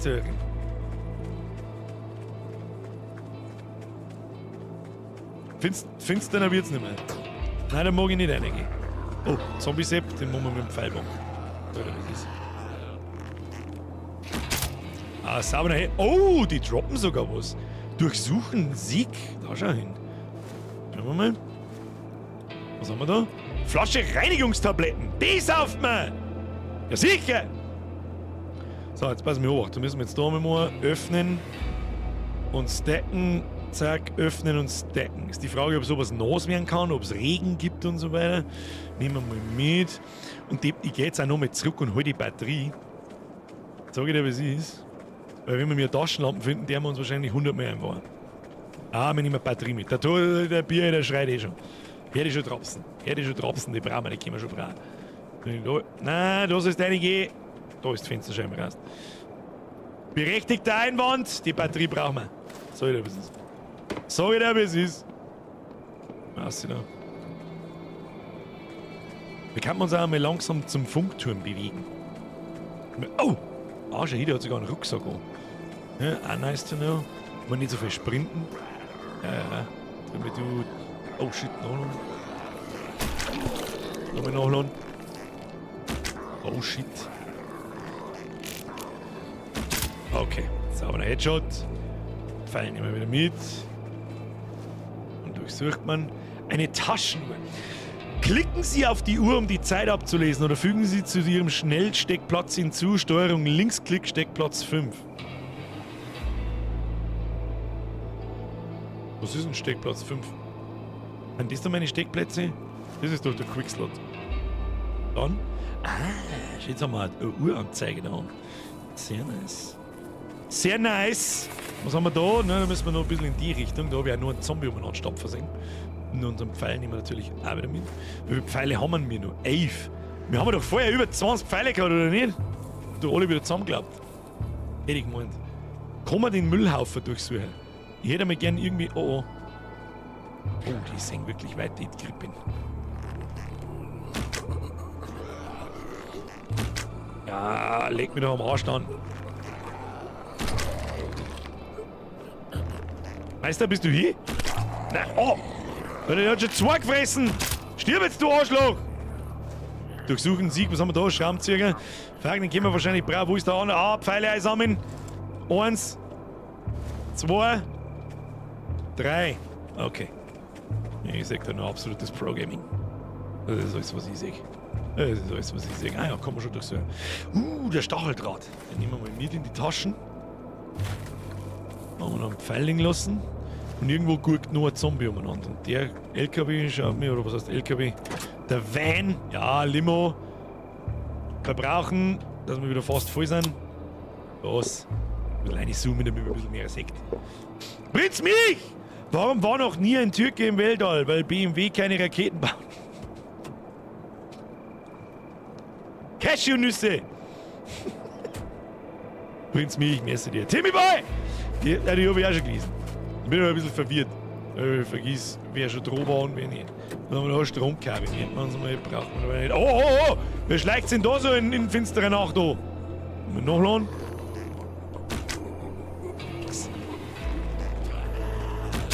Oh, das haben wir noch Headshot. Wo so einen Pfeil kriege ich nicht mehr. Also, da müssen wir welche bauen. Da, Mr. Zombie-Mann. Da ist so finster, da mag ich nicht reingehen. Sag ich, was ist der Stirbi bloß? Sag ich, was ist der Stirbi bloß? Wie schaut's da aus? Open. Ah, open. Grüß Gott. Ja, mit da umeinander durchsuchen. Noch nix. Und noch was zum Durchsuchen? Mal wieder nix. Ah, Taschenlampen wäre mal toll. Brudi, geb Taschenlampe. Vielleicht hat er mal irgendein Amerikaner in seinem Bar eine Taschenlampen, das dann mehr sind. Was ist denn das? Ich kann aus dem Scheißhaus. Echt jetzt? Ich kann aus dem Scheißhaus Wasser sammeln? Mit Flaschen? Leere Flasche nötig. Ja, gut. Aber ich bin doch da. So, da sehe ich jetzt wieder absolut gar nichts. Stockfinsterner wird's nicht. Ja, mit da oben, da mit dem Pfeilbogen weggert. Schauen wir da noch einer. Was ist denn das wieder für eine leere Bude? Da gibt's überhaupt nichts. Was ist das da? Auch wieder nix. Das ist aber wieder nix da! Looten und Bluten, Kinder. Waren wir da schon? Nö. Reinigungstabletten. Ja, wahrscheinlich fürs Wasser. Was haben wir da? Flasche Reinigungstabletten. Soll ich die irgendwie stacken? Ja. Gut, eine, das weiß auch. Timmy Boy! Wer schleicht so spät durch Nacht und Wind? Das ist der Birkbert ohne Licht. Ich kann überhaupt nicht sehen. Ich kann nicht sehen. Schachtel, Streichhölzern. Inventar voll. Timmy Boy, merci dir. So, jetzt passen wir hoch.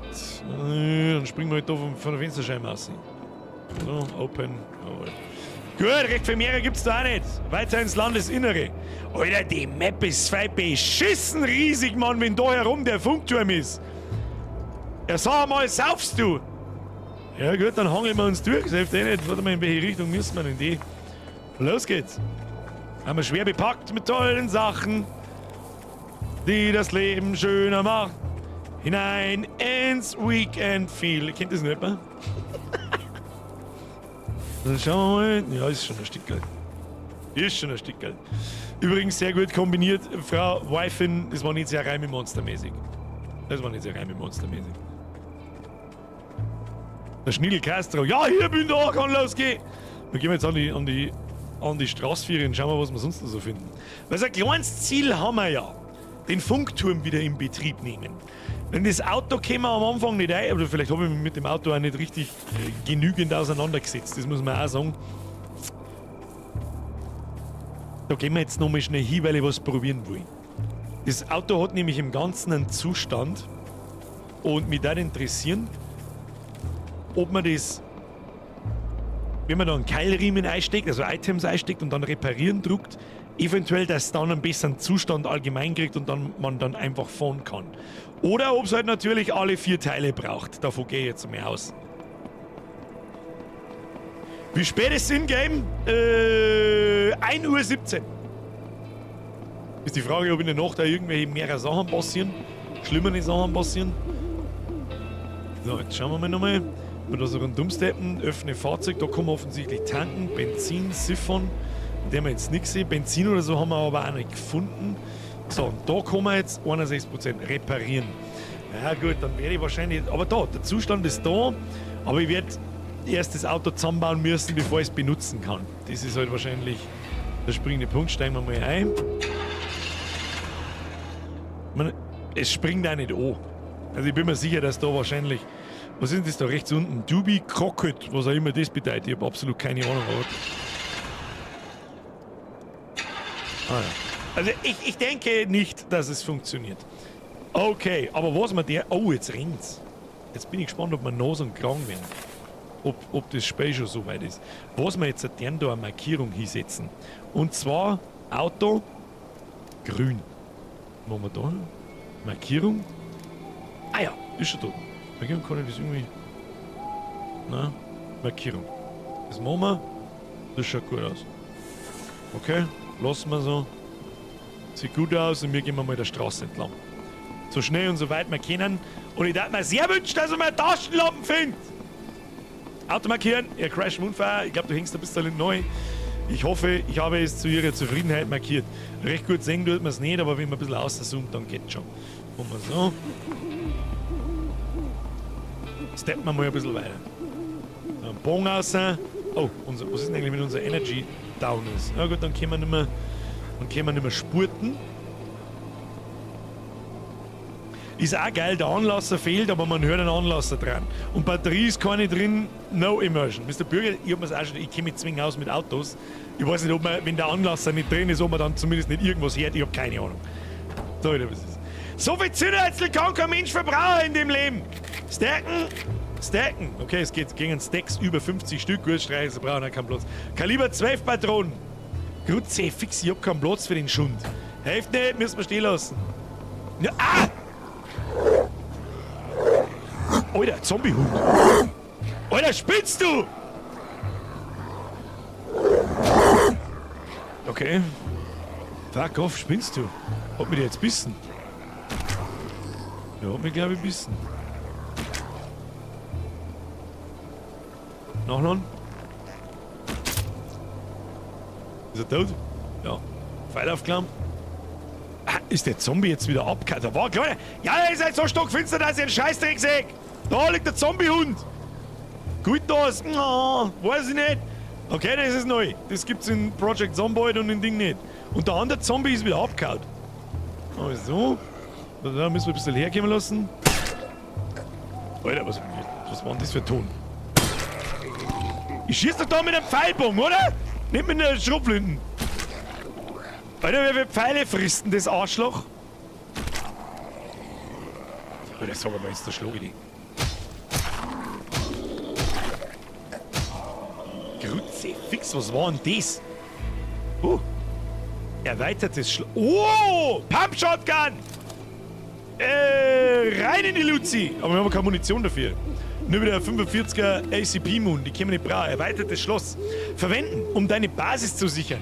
Linke Maustaste vom Inventar, um an die Tür anzuhängen. L, um zu befestigen oder loszulösen. Okay, das ist... nehmen wir das mit, ich hab keine Ahnung. Nehmen wir das mit? Ja, du mit Stromkabeln weg. Scheiß mir auf die Stromkabeln, nehmen wir das Schlüssel einmal mit. Der Bogen wird kaputt gehen, schauen wir mal. Oh, tatsächlich, schau hin. Hat nur noch 61%. Vorher hat er 71 gekonnt. Ja, nice to know. Wie viele Pfeile haben wir noch? 6. Da habe ich jetzt einen Haufen verschossen. Die haben alle kaputt gegangen. Das könnte sein. Hat der irgendwie eine Weste noch gehabt oder so? Das ist jetzt ein stockfinster. Ich sehe nichts. Ich kann nichts sehen. Aber irgendein da liegt ein Pfeil. Nehmen wir natürlich mit. Die werden dann gehighlightet, wenn ich nach noch hinkomme. Aber ich glaube, das war vielleicht auch das Geräusch, wenn ein Pfeil kaputt geht beim Schießen. Muss ja nicht jeder Pfeil überleben. Oh, da haben wir noch weh. Ah, shit. Oh, das sind 3. Ja, weißt du was, laufen wir davon? Also kann ich nicht laufen? Laufen wir bitte davon. Da gibt's nichts zu holen, Kinder. So, nicht so. Alter, was war denn das? Mit V kann man kicken, das muss er mir etwas sagen. Ich schleiche mir jetzt da rechts am Rand einmal ein bisschen dahin. In der sagt er mir trotzdem. Na gut. So, irgendwas werden wir wieder abwerfen müssen, weil ich kann nicht mehr mit freien Händen umeinander laufen. Wow! Alter! Ah! Ah! Wir laufen in irgendeine Bude und verstecken wir uns. Zum Durchsuchen. Okay, wir gehen. Ah, schlecht. Ah! Im roten Auto Shotgun Moon. Okay, dann müssen wir nochmal zurück. Die brauchen wir, dann schießen wir mit der Shotgun, ich mag's sehen. Laufen wir vorbei. Solange wir noch genug Ausdauer haben, passt's ja. Und ich glaube, dass die Zombies nicht für immer und ewig nachlaufen. Schauen wir mal, wie weit das man weg muss. Ob die wieder zu einem Spawn zu... Ah ja, haben schon weg. Ah, sechstes. So, rote Karre. Wo war die rote Karre? Muss ich da wieder zurück aus? Alarm! Alarm! Ah! Da sind gleich 3. Kruzifixe, Taschenlampen oder irgendwas! Im roten Auto war Shotgun Moon. In dem... Alter, das sind Pfeffer. Geh mal... Oh, shit. Jetzt habe ich mich wieder hauen lassen! Ich weiß, wo ich da hingehe. Kruzifix, ich kite euch jetzt einfach da rundum. Ja. Gehen wir mal da so her. Was können wir wegschmeißen? Das wollte ich... Lauf! Du Vollidiot! Das wollte ich eigentlich nicht wegschmeißen, das wollte ich eigentlich essen und mich währenddessen wegbewegen. Nehmen wir mal das mit. Ja, das war ganz schlau, dass man da kurz gesteigert ist. Gut gemacht, Birger. Laufen wir mal da so rum. Dann verstecken wir uns da so. Und dann machen wir so. Verbrauchen wir das. Ich sehe halt gar nichts, gell? Ja. Bringen wir da rum. Dann nehmen wir die Schrotflinte. Dann laden wir mal nach. Und dann warten wir, bis die Trottel wieder kommen. Wahnsinn jetzt. Habe ich es jetzt wirklich abgehängt mit einfach ums Eck. Können die nicht durch Objekte durchschauen? Also in echt ist natürlich klar, dass die nicht durch Objekte durchschauen können. Ah, doch, im Ball. Und es wird wieder, hey! Da ist er! Oh, lecker! Da müssen wir ein bisschen netter hinschauen. Da geht's einmal zusammen schön. Okay, es geht nur bei einem. Wait, a nice one. Oh! Kill 10 Ziegs! Getting the hang of killing the Ziegs! Nice, dafür haben wir jetzt alle Munition verbraucht. Warten bis es heller wird. Helft denen. Helft denen, ich wollte schießen. Zitronenbaum! Dere, lad mal deine 9mm Waffe, dann hast du einen Inventarplatz frei. Oh, das macht tatsächlich Sinn. Ja, das macht tatsächlich Sinn. Ich muss sowieso irgendetwas jetzt, warte mal, kann man das, nein, das kann man nicht da rein, oder? Kann man das da rein, da? Nein, auch nicht, gut, safe fix. Dann machen wir es so. Ich muss die Brechstange, was legen wir denn weg? Improvisierte Axt legen wir da her. Die Brechstange. Nimm jetzt die Brechstange. Kann ich die nicht da her tun? Kruzifix. Ja, 9mm nachgeladen. Ja. Aber, wo ist denn 9mm Moon? Das ist ja die da. Mal Rechtsklick, abwerfen, teilen, das wollen wir natürlich nicht. Bei 9mm ist geladen, habe ich das Gefühl. Jetzt habe ich keine Brechstange mehr. Tolle Wurst. Gut, dann laufen wir davon. Gott sei Dank, Mann. Gibt's ne Pumpkin? Die Frage ist allerdings auch, rechts unten steht Pistole 10 von 0. Was? In Gottes Namen bedeutet das? Teilen, alles, da kann man jetzt Stacks teilen, ja, das verstehe ich schon. Wir brauchen mal irgendeinen Revolver, der die 43er ICP-Moon frisst. Dann kann man mal anschießen wie Behinderte. Schauen wir mal, was haben wir denn da so? Limo. So, was ist, gondeln wir uns sofort rein. Das ist ein bisschen schade. Das ist ein bisschen dauert da und das, ich dabei nicht ins Menü schauen kann. Eine Angelrute. So, was ist? Schmerzmittel, polpen wir uns. Was nehmen wir da? Marmeladenglas? Ja, verbrauchen, haust du ein. Aber wir haben ja eh fast voll. Nägel, da Stein. Scheiß mir auf den Stein, Angelrute nehmen wir mit. Und da haben wir Tomatensuppen und eine Schokoladentafel. Tun wir das weg, wenn wir das da mitnehmen, Stöcke kriegen wir sowieso noch mal irgendwo her und das Holz auch. Mal geschissen auf das Klump. Was da drin los ist, jetzt haben wir eine Flasche mit Schmerztabletten, das hört sich doch gut an. Und da haben wir wieder einen, jetzt probieren wir mal Pistolen aus. Okay. Das zirkt natürlich aus der Umgebung sämtliche Zombies so, das ist ja irgendwo logisch. Und das gar nicht wenig. Okay, wir laufen mal. Wir laufen mal. Schauen wir mal, ob es da hinten da jetzt was zum Looten geben. Wir gehen jetzt da rein.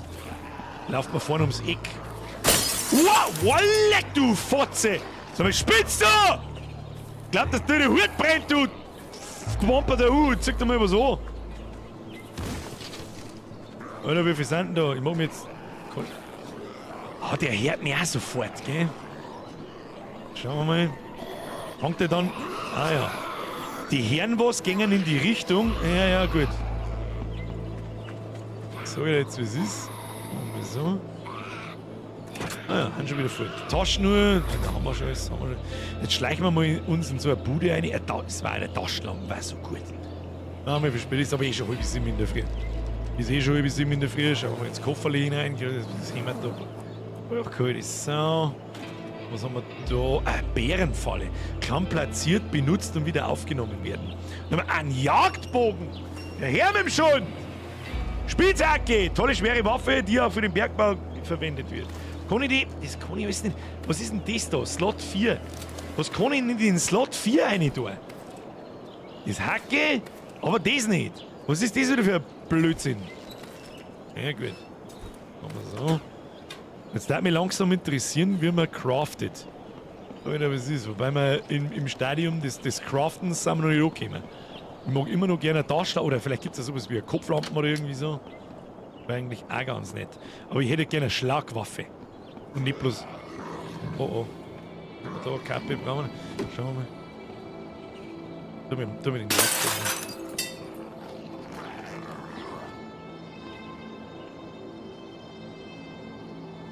Was in Gottes Namen war denn das?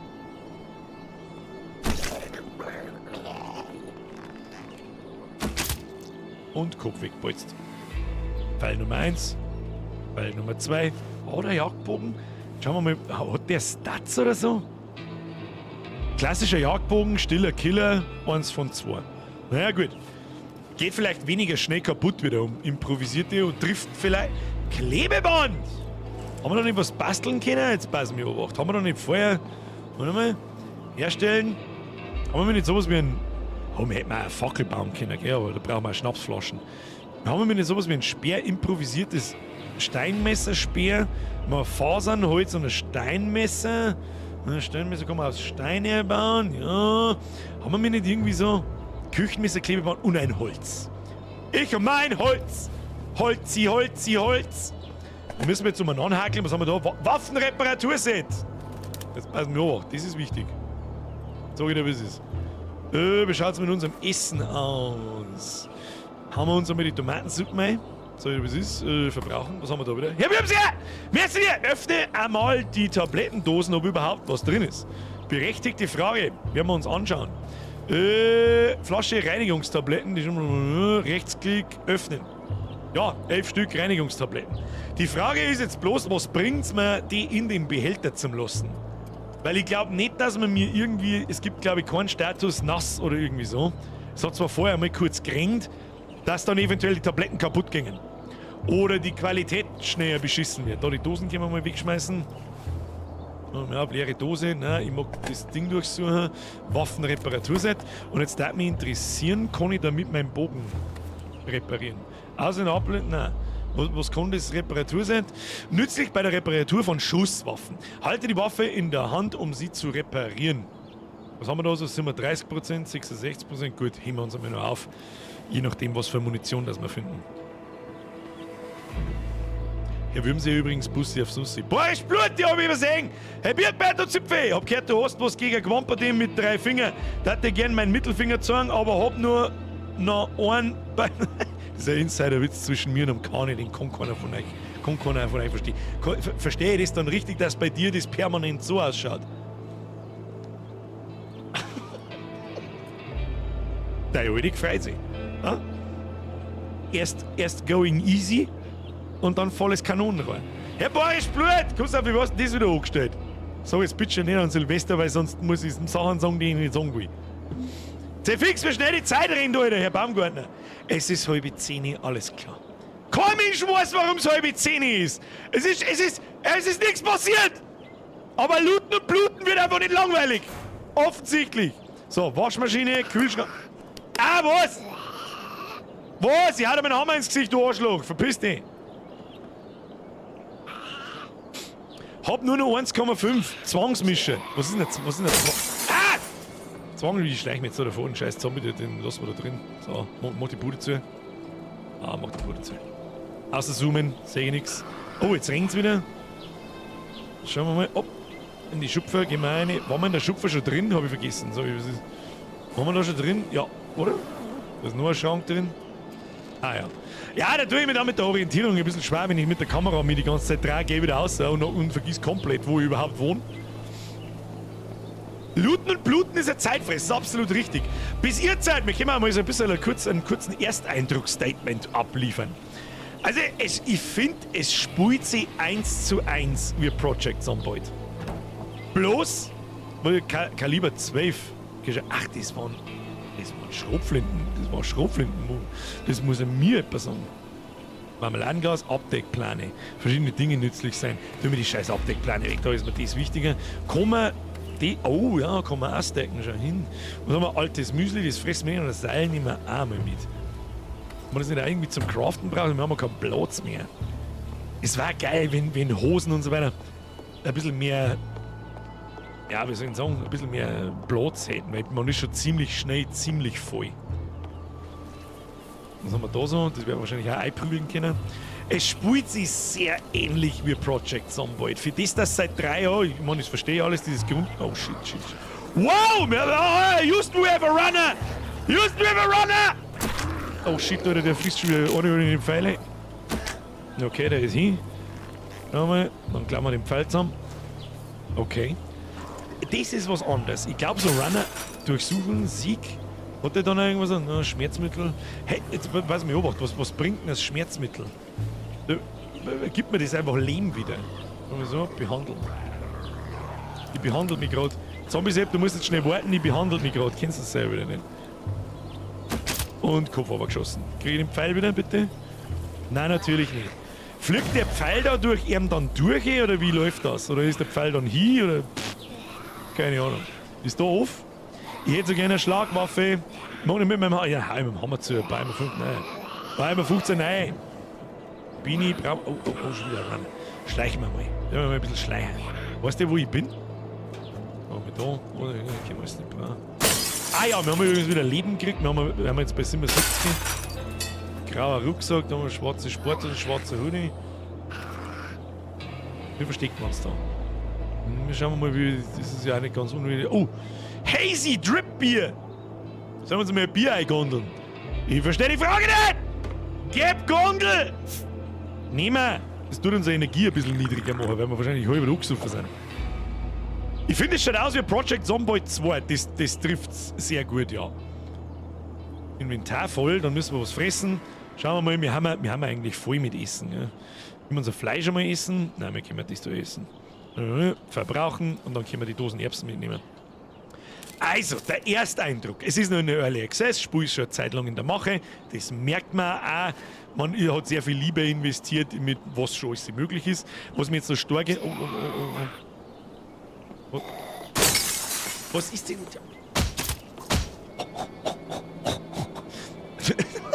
Einfach ein Shell eindroschen, okay.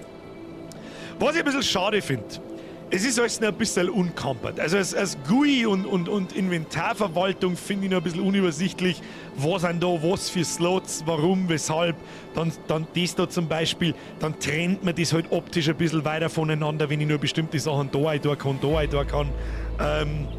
Dass alle Objekte gleich viel Platz brauchen, ist ein bisschen outdated. Da blinkt doch die ganze Zeit irgendwas weiß. Was ist, also close, ja. Aber ansonsten, hast du es sehr schön beschrieben, schaut ein bisschen aus wie Project Zomboid 2.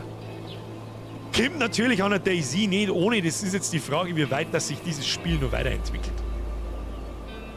Was wir mir übrigens da wollten, ist improvisierte Axt, die haben wir da hier, zack, und dann wollten wir auch dann nur mit die Axt. Was habe ich denn jetzt in der Hand? Die Axt, oder? Die schaut ja ziemlich ähnlich aus, aber gut.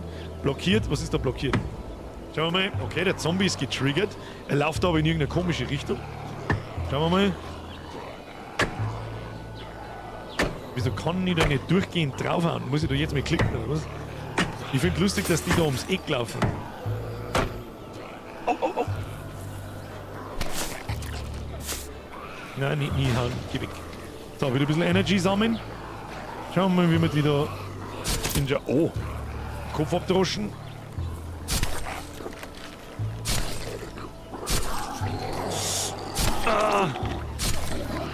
Jetzt müssen wir gehen. Oh, jetzt wird's schnell. Okay, also nur mit Melee funktioniert's nicht. Wir gehen. Haben uns gleich mit Schmerzmittel ins Maul. So wie das ist. Aber man kann ja nicht... Ah ja, wenn man dann läuft, dann werden es wieder triggert und laufen wahrscheinlich zu dem Platz. Ich schleiche mir jetzt da gerade mal um das Haus so ein bisschen dran. Schauen wir mal, wie weit das wir nachkommen. Währenddessen prüfen wir uns Reinigungstabletten, Schmerzmittel. Zack, zack, zack, verbrauchen, behandeln. Behandeln. Wir haben bei 39 Schmerzmittel ins Maul. Es ist cool, dass das alles so ein bisschen animiert ist. Also okay, haben wir noch irgendwelche Schmerzmittel? Nicht, gell? Reinigungstabletten. Kann man mit dem irgendwas da behandeln? Jetzt habe ich 50, 69, 70. Ja, es gibt ja noch keine so Statuseffekte wie Blirten oder was auch immer. Behandeln. Da geht dann einfach wirklich straight einfach das Leben in den Tee. Schaut mir jetzt auch nicht so, als hätte ich irgendeine Infektion oder irgend sowas. Okay. Dann haben also... Hoppala. Ah, man kann ja treten, das habe ich vergessen. Schauen wir mal.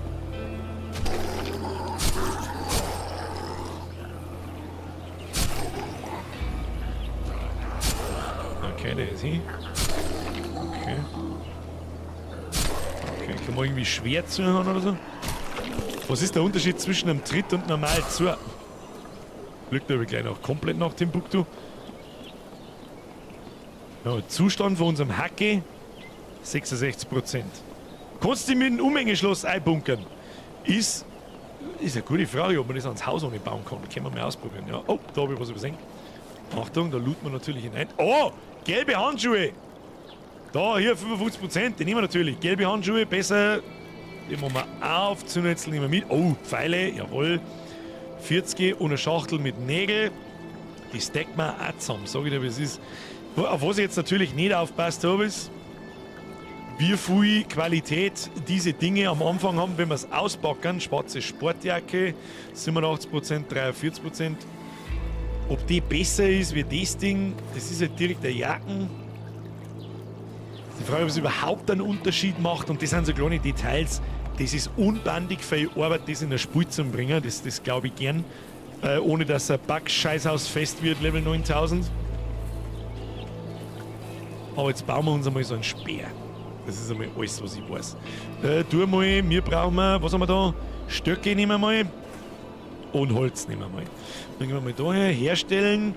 Und dann können wir doch eigentlich, was haben wir gesagt, das Ding da bauen, gell? Küchenmesser, Holz, und dann kriegen wir einen improvisierten Speer. Bau mal. Da hätte ich gern, dass ich sehe, dass im Hintergrund, haben wir jetzt was gebaut oder nicht? Ich sehe nicht, dass er was tut, aber da ist der Impro-Messerspeer. Das heißt für uns, wir werden mal die Stöcke am Boni abwerfen, alle 3. Die improvisierte Axt, die haben wir da her. Und dann werfen wir das Holz noch weg, dann nehmen wir den improvisierten Hammer da her. Und dann nehmen wir den Impro-Messerspeer. So. Wo kann man den hin tun? Schauen wir mal. Ah ja, der hat ein bisschen mehr Range. Und wenn ich den jetzt aus der Hand nehme, der passt da wieder nicht in das Ding da rein. Bogen passt der. Ja, das ist ein totaler Kass! Dass ich den Scheiß da nicht. Kann man das tauschen? Also ich kriege einen Bogen nicht in den Rucksack rein. Also muss ich mich quasi entscheiden. Das ist halt der springende Punkt, ich verstehe schon. Da mit Schrotflinten her, da können wir einmal nachladen. Dann kriegen wir nochmal einen Slot im Inventar frei normalerweise. Haben wir 3 Schuss drin? 3. Wie viel gehen maximal eine? 3. Wo kommen die anderen 3 Schuss her? Weiß ich nicht. Schleinkörper! Die Zombies kannten eine astreine Deathcore-Band aufmachen. Super Fry Screams und Gutturals. Was die da droppen. The Seekers, Metal Number 1 Band. Schleinkörper, mehr seid ihr. Du hast zweimal dasselbe geschrieben. Zweimal mehr seid ihr. Hirschi! 5 mal 12 ist quasi 60. Dann sind quasi 5 Jahre. Ich glaube, ich spinne. Mächst verrecken. 5 Jahre ist ein Haufen Zeit. Ganz ehrlich, Hirschi, deinen Namen weiß ich. Du bist schon sehr lang dabei. Sehr, sehr, sehr lang. Vielen Dank dafür. So, jetzt ist die Frage, was wir damit anstellen. Da können wir ein paar Lumpen draus machen. Brian irgendwas Hoodie. Was mir aber nichts hilft, weil ich nicht aufglauben kann. Weil wir perma überfüllt sind. So, jetzt werden wir mal das Marmeladenglas fressen. Reingondeln. Ja, aber ansonsten habe ich so ein bisschen den Eindruck, als braucht das Spiel noch 1-2 Jahre. Ich kann mich noch daran erinnern, wie das erste Mal... Wie Inventar voll. Der hat ja jetzt Glasl da wieder geholt und so weiter. Nimm mal das mit jetzt da. Und dann kann man doch da draus Lumpen machen, oder? Zack, tauschen, reparieren, abwerfen, ausrüsten. Tauschen, reparieren. Ich hab doch das Ding irgendwie. Rechtsklick, verbrauchen, ausrüsten, tauschen, reparieren, abwerfen. Wir können dann ich hab doch vorher mal Lumpen draus gemacht, oder nicht? Naja, gut. Geht vielleicht nur mit bestimmten Dingen. We will see. Was ist da wieder? Herr Wolfstein, jetzt dir wieder Resub. Ich hab einen vollen. Ich vergesse, ob heute ist ja Rosenmontag. Heute ist schon Rosenmontag, oder?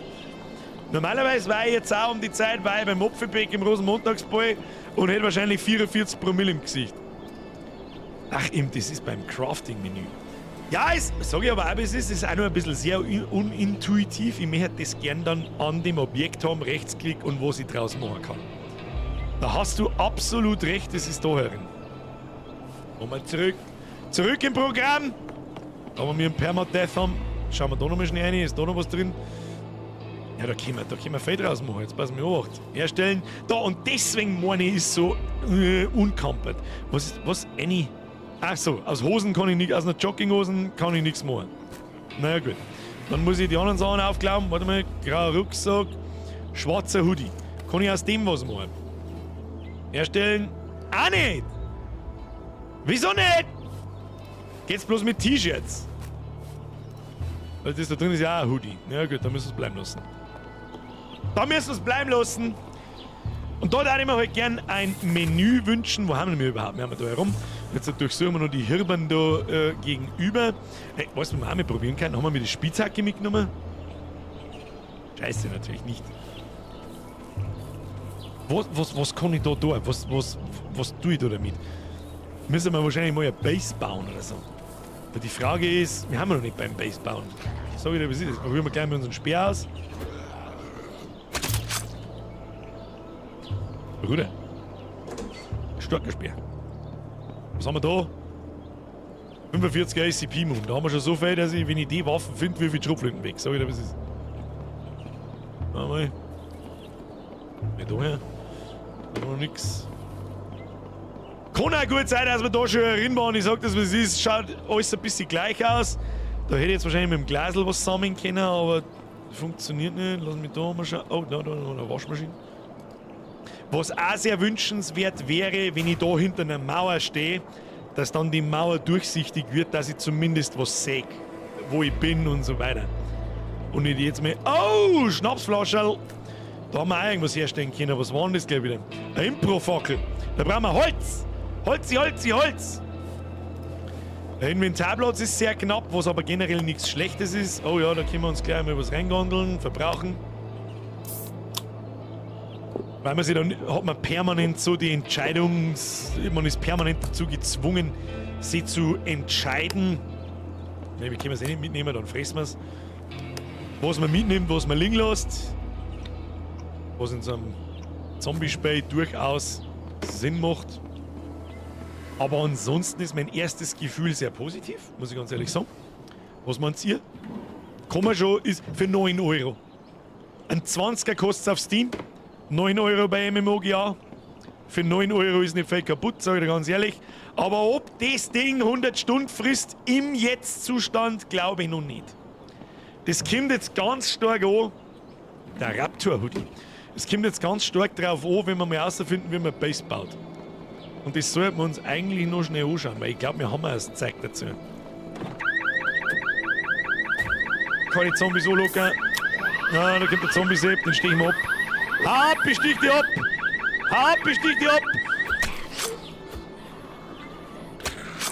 Hat's die schon? Achso, am Boden kann ich die nicht abstehen. Ja, gut. Ah, der Speer ist stark. Speer ist ganz stark. Ah, ja, natürlich mit dem Speer im Boden abstehen kann ich natürlich nicht. Oh, das sind ein bisschen viel. Immer. Verpissen wir uns, das sind wir zu viel. Tschüss. So, ab jetzt schleichen. Und da haben sie es ja eh schon gemacht, schau hin. Dass wenn ich hinter dem Baum bin, dass er so durchsichtig wird. Aber warum nicht auch die Mauer? Zumindest nur im Umkreis von einem Meter, damit ich grob mich sehe. Und wenn jetzt da ein Zombie zum Beispiel hinter der Mauer steht, damit ich sehe, wenn er auf mich zukommt. leck, Alter, nicht. Austrian! Austrian!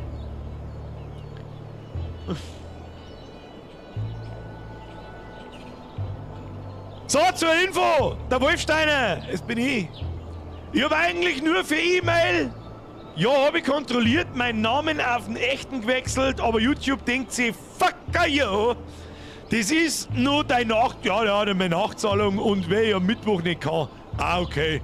Ja, Austrian. Warum sind es dann nicht 150? Ich weiß nicht, was ich sagen soll. Herr Austrian, Österreicher halt. Ich kann bei dir schon nichts mehr sagen. Du wirst schon wissen, was du tust, oder? Ich weiß nicht von ganzem Herzen. Dankeschön, das ist so gnadenlos. So gnadenlos übertrieben. Aber was soll ich machen? Was soll ich machen?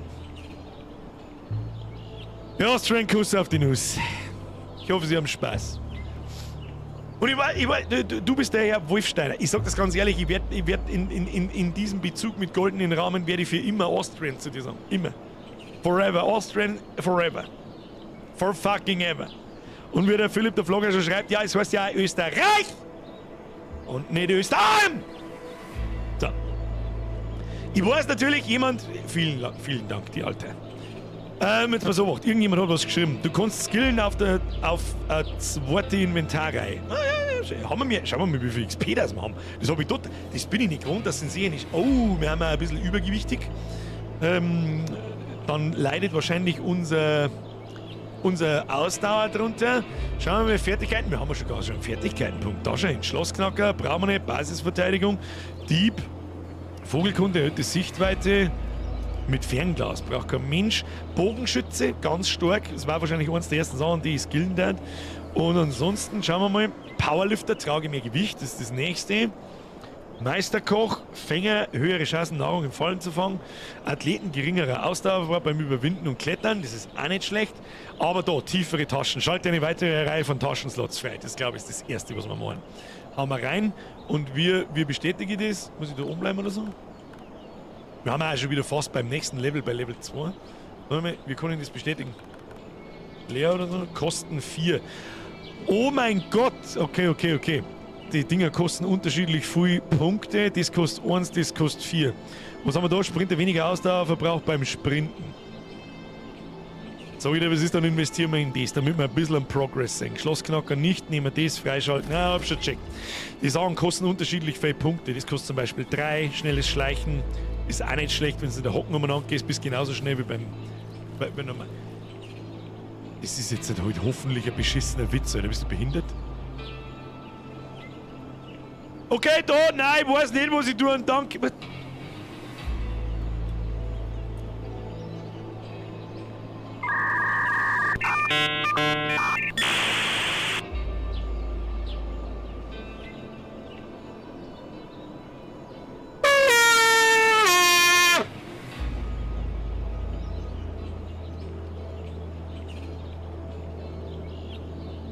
Ich möchte noch einmal klarstellen, mit erhöhtem Nachdruck, das war weder Absicht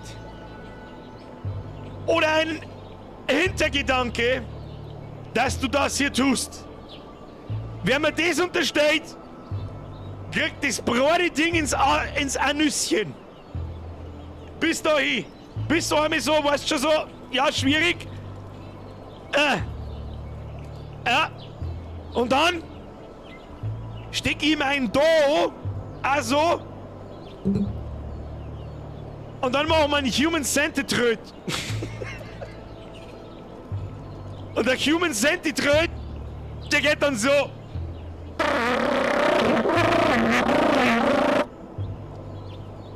Und wo das dann rauskommt, das können wir uns dann. Sehen wir dann. Es wird ein Scheiß-Battle. Ich weiß nicht, was ich sagen soll. Merci, wirklich merci dir. Aber Schluss jetzt. Auf das hörst nicht, weißt? Auf das hörst nicht. Schluss damit jetzt. Wisst ihr eigentlich, was wir mir halt noch im Stream um 10 Uhr noch deren? Es gibt halt nur ein Birger besenft. Haben Sie da Interesse dran? Ab in den Chat, Like-Button smashen. Ist 100-mal wichtiger als das, was da gerade passiert ist. Herr Austrian, Kuss auf die Nuss. Schluss. Schluss. So. Nochmal, was ich sagen wollte. Ja, ich weiß natürlich, dass man da die Kamera drehen kann. Aber was ein bisschen kreislig ist, unterm Laufer, unterm Kampf, wenn es da später mal stressiger wird, vielleicht, wer weiß, was noch für Zombies kommen, die noch schneller sind, oder wenn die da zu 20. auf die zukommen und du da irgendwo eine Mauer umeinander pimmelst, da habe ich keine Zeit nicht, dass ich meine Kamera drehe. Sag ich dir ganz ehrlich, ich möchte einfach da durchschauen können. Das kann Project Zomboid, das kennen alle diese Spiele. So, wo müssen wir überhaupt hin? Wir müssen grob, warte mal, in diese Richtung aufziehen. Also da, wo mein Mauszeiger ist, in diese Richtung, da gehen wir jetzt hin. Dann würden wir da mal vielleicht ein bisschen in eine größere Stadt reinkommen oder sonst irgendwas. Jetzt ha!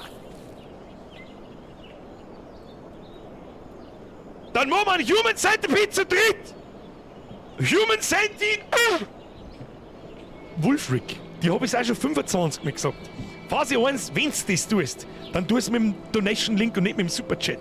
Phase 2, Merci! Phase 3, jetzt will ich aber auch, friss, Birger, friss, ja! Schlimm! Oh nein! Ah! Ah! Kennt jemand das Karen-Meme? Ah. Ist schon ein wenig leider. Egal.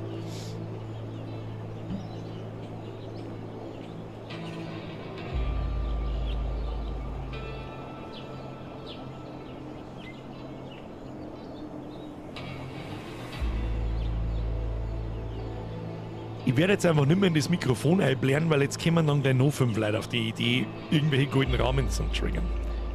Das haben wir in diesem Ausmaß haben wir das schon sehr lange nicht mehr gehabt. Mario Landl, merci dir. Ja, schieb's mir eine Vorheit. Ja, dann haben wir schon 4 beim Senti-Tröd. Chris, ich hätte eine Bitte. Können wir uns irgendwie ein Beutel ausdenken?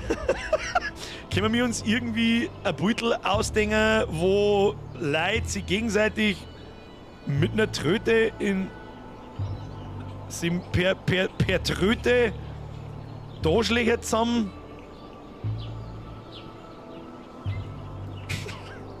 Reden wir wann anders.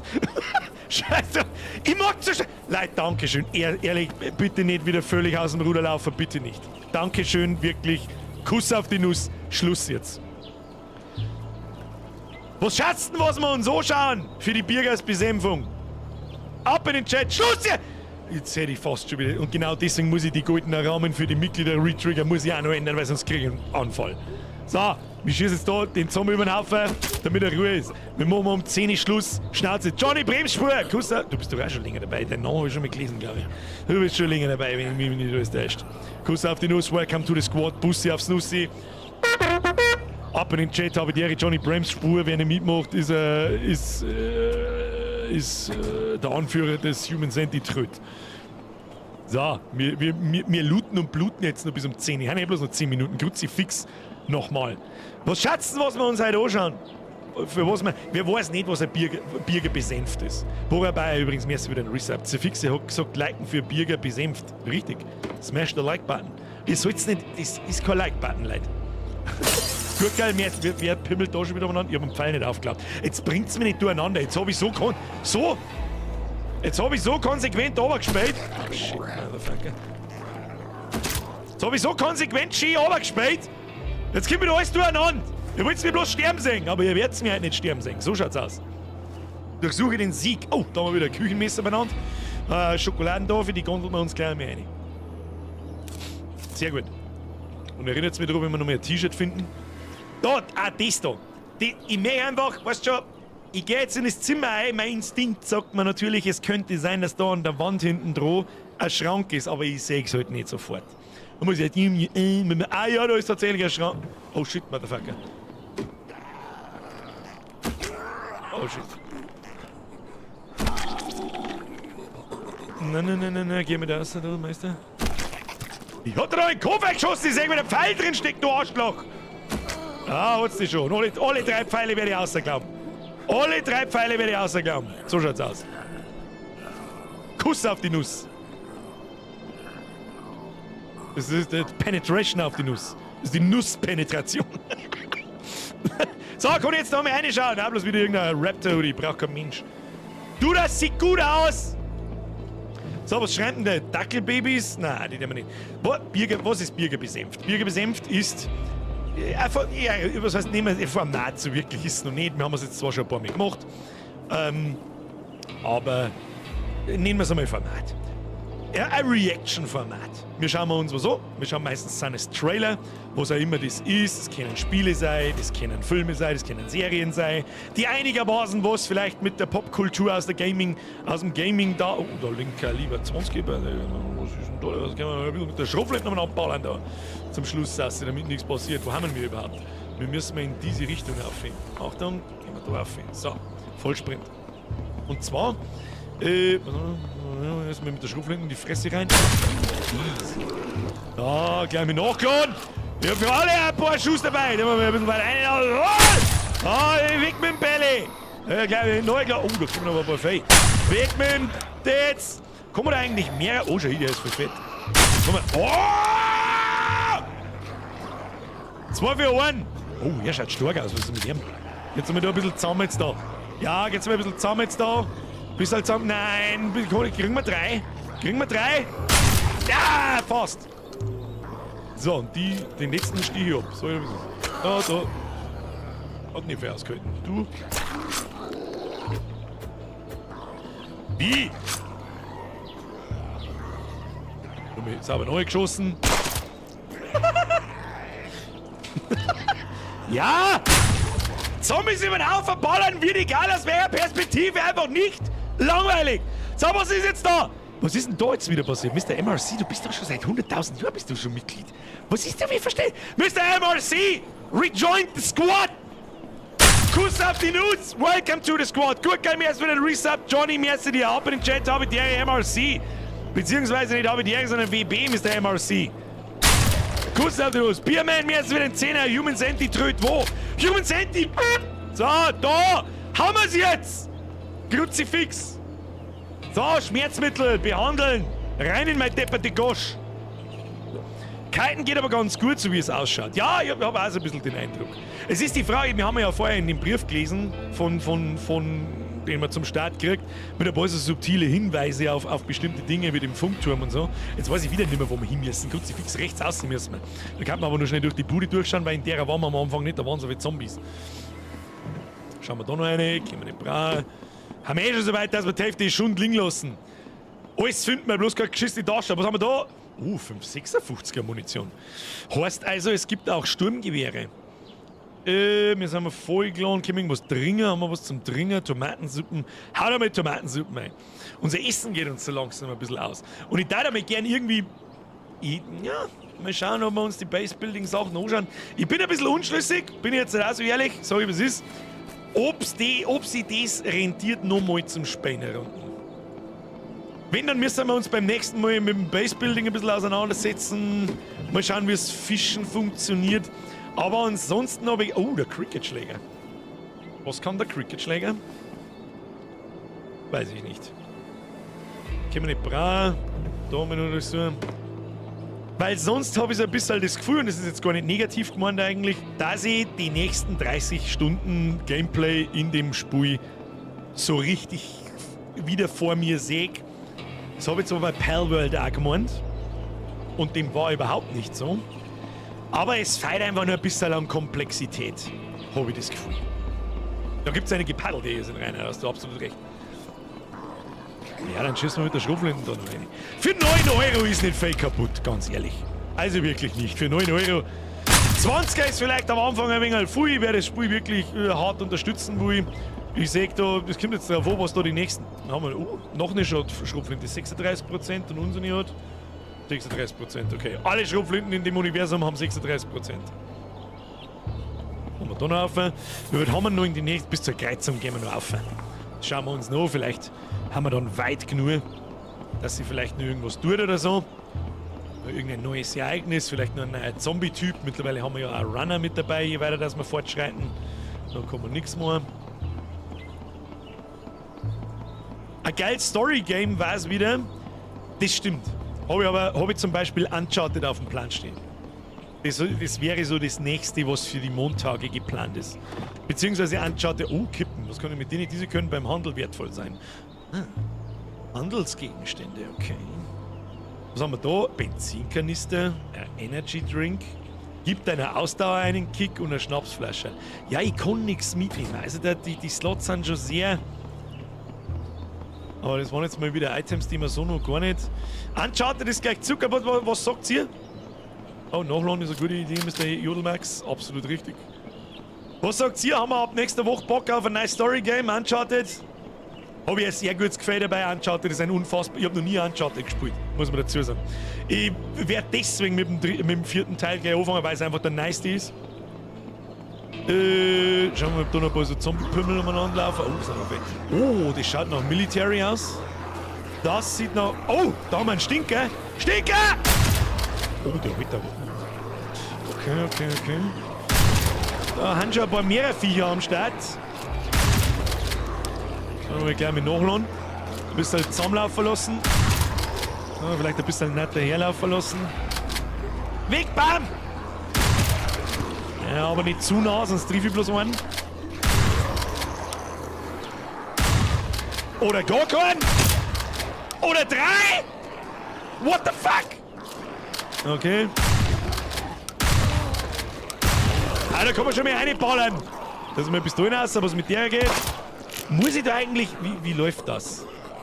Muss ich da eigentlich... Bringt das was, wenn ich... Okay, da geht's Fadengerät. Ist das bei der Schaufel? Ne? Bringt das was, wenn ich da direkt auf den Kopf ziele? Oder muss ich einfach nur in Linie schießen? Man muss da offensichtlich genau... Okay. Wieder was rausgefunden. Das ist aber eine coole Gameplay-Mechanik, sag ich dir. Ah! Der schorstelt umeinander, der vergift mich, okay? Siehst du, das haben wir noch schnell einen neuen Zombie entdeckt. Ein Giftelsepp. Sehr gut. Ja, also es hat schon ein paar neue Ideen mit dabei und so, aber es fehlt noch viel. Da fehlt es wirklich noch an sehr vielen Dingen. Details, Inventarsystem und da sehen die Sachen brauchen halt Zeit. Da ist ja auch ein Indie-Entwickler dahinter und mittlerweile gibt es ja Quadruple-A-Spiele, muss man wissen. Und eins von den Quadruple-A-Spiele kommt... Oh, ein Fischerl fangen wir noch. Auf das habe ich die ganze Zeit schon gewartet. Den wir mit Fischen. Los, Fischi. Was kann man da? Da kann man das da irgendwie... Na, kann man so. Kann ich jetzt da sauber abfischen, oder was? Nicht in Wassernähe. Na gut, müssen wir vielleicht da runtergehen. Und wir haben wahrscheinlich auch einen Köder brauchen, oder? Wenn wir runter wollten. Jawohl. Was passiert? Kann man eigentlich schwimmen?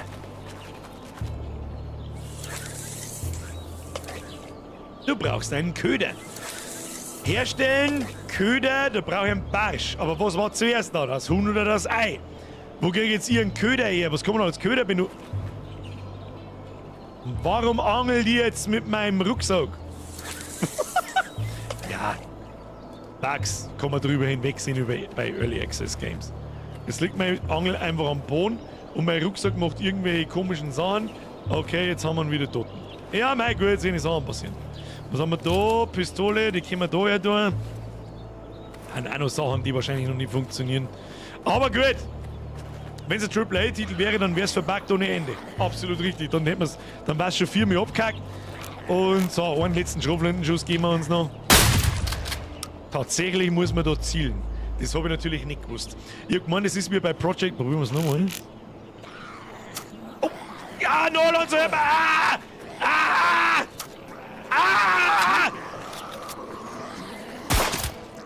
Ja, Headshot!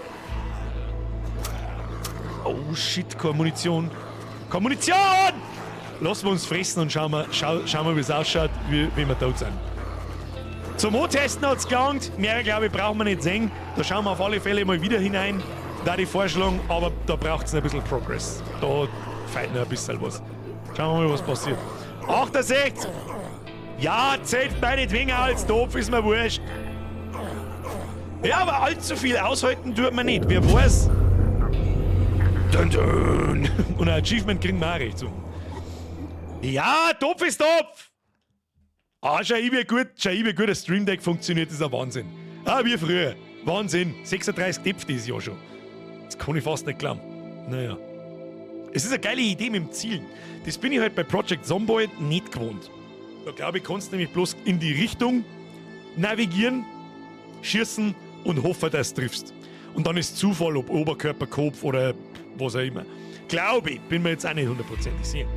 Der Stefan schreibt, Uncharted geil, aber fang mit dem Eltern an, schade um die versäumte Geschichte. Man kann auch von vorn nach hinten gehen. Also ich fange nicht mit Uncharted an, so. Wir werden nie alle 4 Teile zeitnah durchspielen. Das wird einfach nicht passieren. Danke für die Fs in den Chat. Wir verabschieden uns vom Lee Lappal dem Dritten. Also für 9 €, vielleicht mit einem Spätz miteinander zum Spulen, kann ganz gut Spaß machen, aber da fehlt noch ein bisschen was. Schauen wir mal Patch Notes, schauen wir mal an. Stehen denn da irgendwelche Daten drin, wie regelmäßig da Patches kommen? Nein, nicht wirklich. Gut, da müssen wir mal schnell rausgehen. Momentan. Schalten wir mal um. Bevor sie jetzt wieder alle schleiern, jetzt gibt es noch eine Runde Bürger besänft. Wir schauen uns jetzt noch schnell was an und aus dem werde ich übrigens morgen eventuell dann ein Video ausschneiden. Was heißt ein Video ausschneiden? Ich werde den Schnipsel ausschneiden und als extra Video aufladen. Kann passieren, weiß ich noch nicht. Werden wir schauen, wie lange das wir brauchen. Jetzt gehen wir da mal aus dem Spiel raus. Machen wir Alte 4. Für 9 € ist da wirklich nicht viel kaputt und mal schauen, wie viel Progress das da vonstatten geht.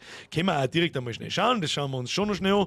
Humanity Z in Bibliothek. Es ist größtenteils positiv bewertet, aber manch einer ist ausgeglichen. Kann ich verstehen, warum. Einfach weil es noch nicht. Ich glaube, dass da noch nicht recht viel Fleisch da und Futter dahinter ist. Da fehlt es noch ein paar Kleinigkeiten, aber alles, was ich bis jetzt gesehen habe, schaut ziemlich gut aus. Das weiß ich auch, haben wir da irgendwo Patch Notes oder so von denen? Ja, Windows Server Update 908a Hotfix vom 9. Februar. Der war sprichwörtlich vor 3 Tagen. Jetzt schauen wir mal. 9. Februar, 8. Februar, Devblog. Dann haben wir da Survivors vom 8. Februar, Server Updates. Einige Changes mit Beutel, schön aufbereitet. Einige Changes, okay. 8. Februar Official Server Announcement. 2. Februar 908 Update Experimental. 25. Januar Experimental Branch Beta Testing. New Editions, ewig die Bugfixes und Zeig und Klump. 11. Januar, also es scheint mir so, als im 2-Wochen-Schritt kämen da größere Add-ons, Bugfixes, Changes, Verbesserungen. Da sagt man kurz mal eine Base, das habe ich noch gar nicht. Man kann da offensichtlich mit Wände schon bauen und so weiter. Development for Multi-Story Building Gameplay is in Testing. Map Optimization and Level Streaming, Improved Performance. A Quest-System, Steam Deck Development. Ja, die haben schon dran. Da werden wir definitiv mal wieder hineinschauen und da kann ich mir sehr gut vorstellen, dass sie da alle 2 Wochen kommt ein Update, alle 3 Monate dann wahrscheinlich ein richtig groß, dass sie da in einem halben Jahr bis Jahr sehr viel tun kann. Und das gleiche war es auch bei Project Zomboid, werde ich nie vergessen, wie ich mir das vor über 10 Jahren mir runtergeladen habe, weil ich mir gedacht habe, schaut nach einem netten kleinen Spiel aus und da war das ein dermaßen, also dermaßen in den Kinderschuhen im Vergleich zu heute, da kriegst du einen Vogel. Von mir kriegst du einen Daumen nach oben. Irgendwo im oberen 2 Drittel. Sieht gut aus, braucht aber noch ein bisschen. So, Birger, ein Zwangsmischer ist ein Estrichmischer. Hab Glück gehabt, dass der meine Hände nicht verspeist hat. Oh, das klingt Estrichmischer, also im Prinzip eine Betonmaschine. Also nicht wie eine Betonmaschine, aber halt irgendwas, was sie wahrscheinlich dreht, als wärst du der Bratzen. Da wie ich will bloß an so das Ding oder dann. Pain in my asshole. Der Freshmark schreibt, spielst Little Nightmares 3 auch wenn's kommt? Ja, sehr höchstmal. Da haben wir beide Teile gespielt, die waren beide sehr gut. Und ja. So, bevor sich jetzt wieder jeder schleicht, leave a like. Leave ein Abo, Kuss auf die Nuss, aktiviert das Glöckchen, wichtiger denn je, wenn du in der Abo-Box benachrichtigt werden willst, wenn ich zum Beispiel am Freitag spontan auf die Idee komme, einen Stream zum Schalten, mag ich noch nicht versprechen, kann aber passieren.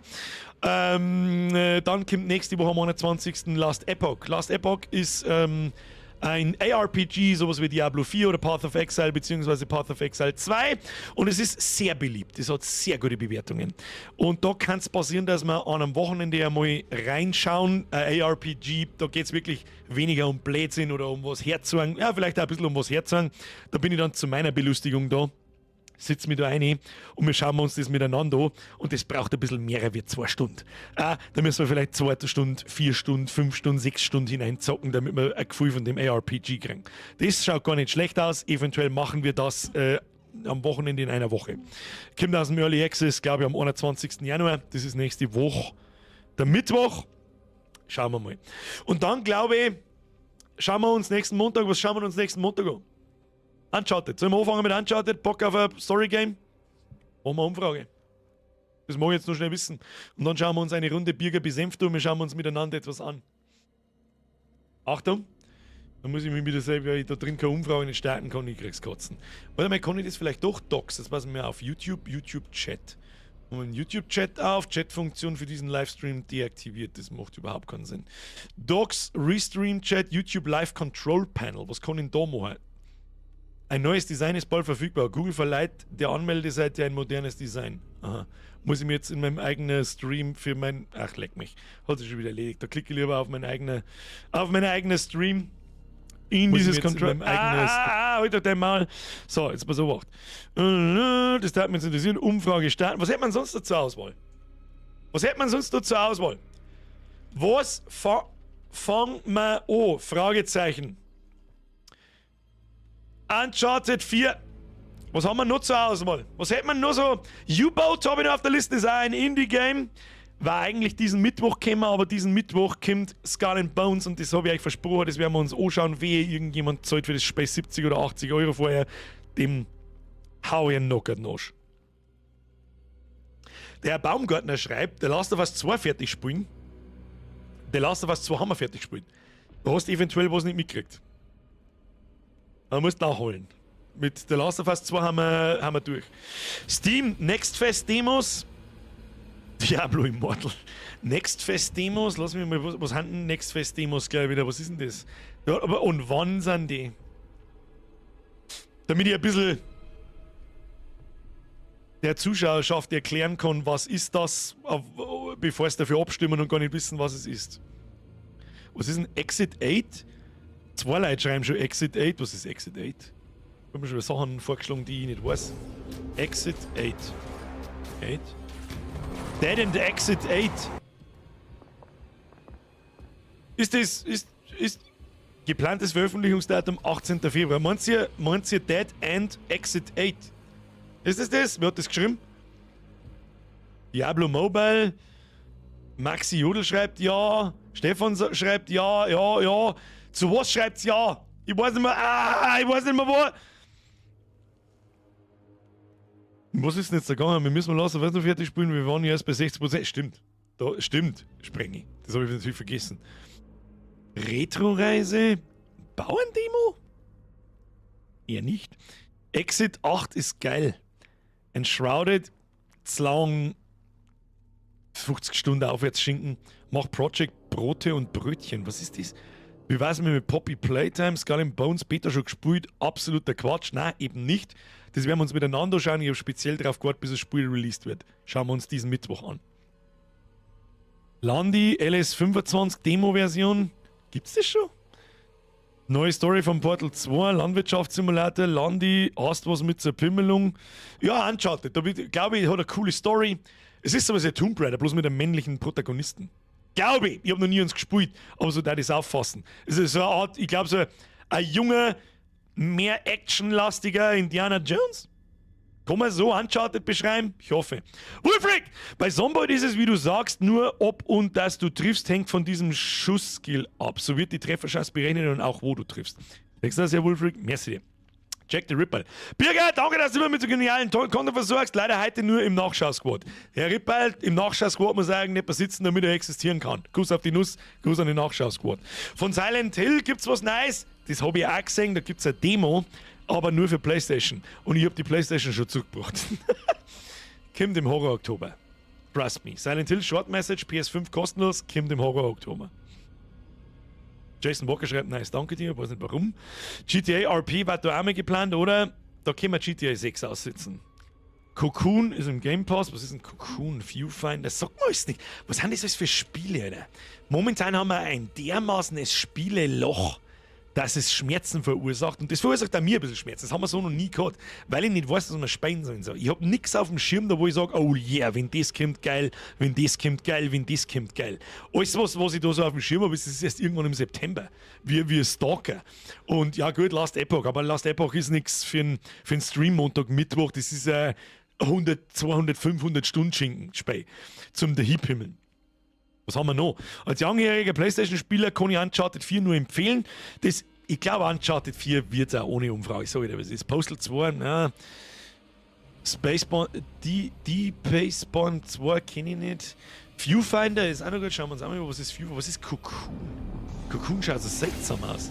Schaut so wieder so aus, als das hat aber sehr viele gute positive Bewertungen. Was ist das? Von Jeppy Carlson im leitenden Gameplay-Designer von Limbo und Inside. Limbo und Inside waren grandiose Spiele. Habe ich beide gespielt. Haben wir mir Limbo und Inside im Stream gespielt? Das weiß ich nicht mehr. Limbo bin ich mir nicht sicher. Bei Inside glaube ich schon. Cocoon nimmt sie mit auf ein Abenteuer zwischen Welten innerhalb von Welten. Meistere weltumspannende Mechaniken und löse komplizierte Rätsel, um ein kosmisches Geheimnis zu finden. Wollen wir mal kurz reinschauen? Ja, das kann man auf alle Fälle mal aufschreiben. Ein Blättschmerz geht rüber, wenn es gar nichts findest, und das sowieso. Der Blättschmerz ist die letzte Reißleine, aber wir können nicht das ganze Jahr Blättschmerz machen. Also mag ich auch nicht. Suicide Squad macht Spaß zu zocken. Oh Julia, da habe ich nur Schlechtes gehört von Suicide Squad. Nur ganz furchtbar Schlechtes. Da hätte ich schon fast ein Kruzifix drüber gemacht, aber um ein Kruzifix zu machen, muss ich es selber spielen. Und ich gebe dafür kein Geld aus. Das... Wem es Spaß macht, um Gottes Willen, aber alles, was ich gesehen und gehört habe, City Skylines 2. Jetzt ist die Zeit gekommen. Sehr guter Punkt. Cities Skylines 2. Option hinzufügen. Ich schreibe jetzt da U-Boat mit dazu. Ja, es ist eine U-Boot-Simulation. Was wir mir nächste Woche lernen. Platz 1 wird der Montagplatz, Platz 2 wird der Mittwochsplatz. U-Boat. Schauen wir mal, vielleicht fällt uns noch, vielleicht sehen wir noch was. Goat Simulator, Harry Potter 2000. U-Boat brauchst du gar nicht erst anspielen, da kannst du bald 500 Stunden rennen. Das glaube ich gern. Sagt mir in 4 Stunden ein wenig Gameplay. Oder mache ich da erst einmal ein Tutorial, das 8 Stunden dauert. Kann mir das jemand sagen, der das schon gespielt hat? Ich glaube, dass es ein ganz geiles Spiel ist. Silent Hunter, Veteran, etc. Ist zwar Milliarden Jahre her, aber ja. Bauarbeiter, können wir das schaffen? Was für Bauarbeiter?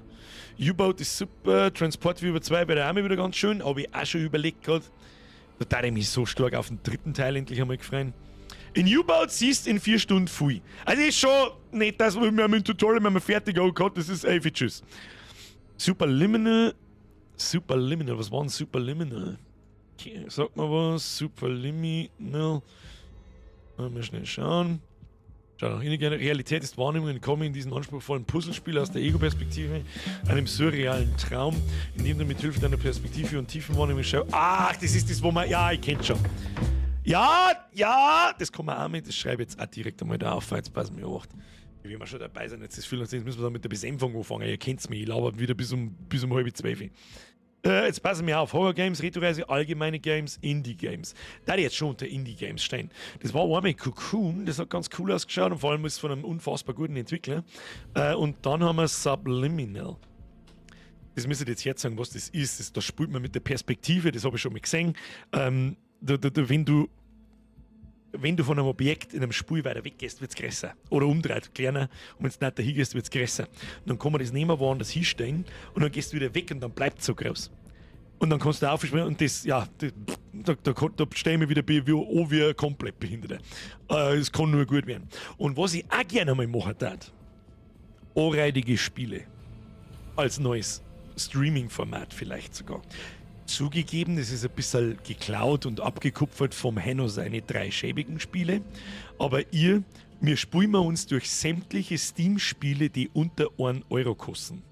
Nicht kostenlos sind, aber unter 1 Euro kosten. 3 anreidige Spiele. Sprengen, genau das ist der Plan. Haben wir da Bock drauf? 3 anreidige Spiele und reinrenten und absagen? Das tue ich nur als Option mit dazu. U-Boat, 3 anreidige Spiele. Ich muss mir nur ausdenken, wie wir da vorgehen. Eine Listen abarbeiten. Das macht der Zukunftsbürger. Umfrage starten. Im Chat ist eine Umfrage. Was fangen wir an?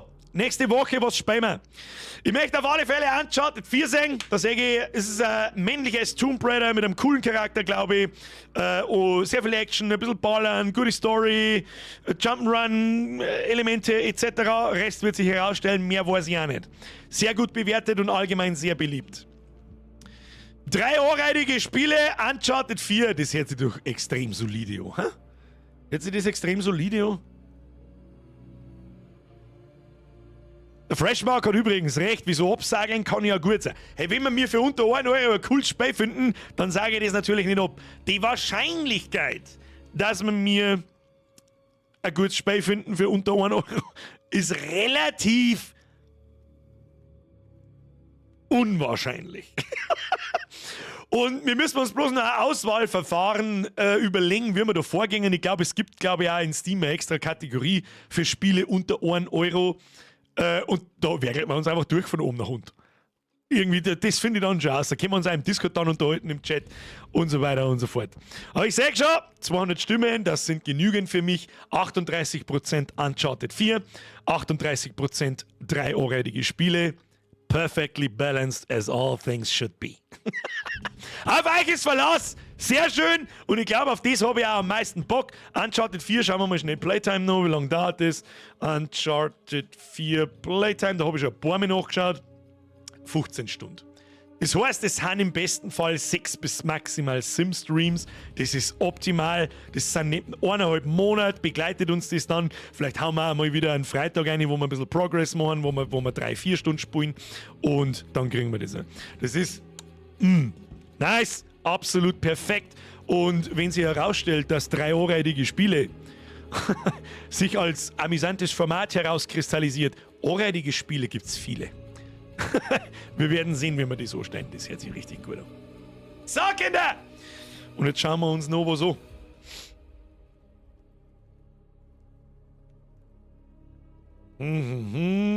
German. Machen wir das groß? Happy Birthday! Profis wissen jetzt schon, was das geht, weil sie es gehört haben. Aber ich muss noch schnell... Birger sollte mal alle Palway-Perlen spielen. Was ist ein Palway? Was ist ein Palway? Ich weiß nicht, was Palway ist. Ich muss die Umfrage noch beenden. Das kann ich auch wieder nicht aus dem Ding da raus. Ohne Scheiß YouTube, du bist das hier ein Hurensohn, das ist unfassbar. Unfassbar. Umfrage beenden. Ja, ich habe mir fast schon gedacht, dass die Leute noch mehr Bock auf 3-eureidige Spiele sind. Erstens, also was Nices. Zweitens, potenziell absoluter Behindertenscheiß. Drittens, überhaupt nicht sowieso. Aber schön ausbalanciert 3-eureidige Spiele. Uncharted 4. Mit was wir anfangen, weiß ich noch nicht. Ich glaube sogar, dass wir mit 3-eureidige Spiele am Montag anfangen und am nächsten Mittwoch dann kommt jetzt erstmal Skull and Bones und nächste Woche Mittwoch dann Uncharted 4. Wir werden sehen. Dann wechseln wir uns ein bisschen ab. Vielleicht gibt es auch mal wieder eine...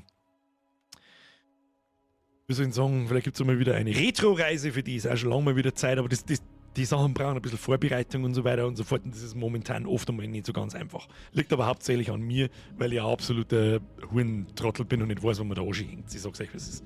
So! Jetzt mache ich meinen eigenen Streamer mit zu. Absolute Profis wissen natürlich jetzt sofort, um was das geht. Weil sie es schon gehört haben. Wer hat Geburtstag? Sagt's jetzt gleich.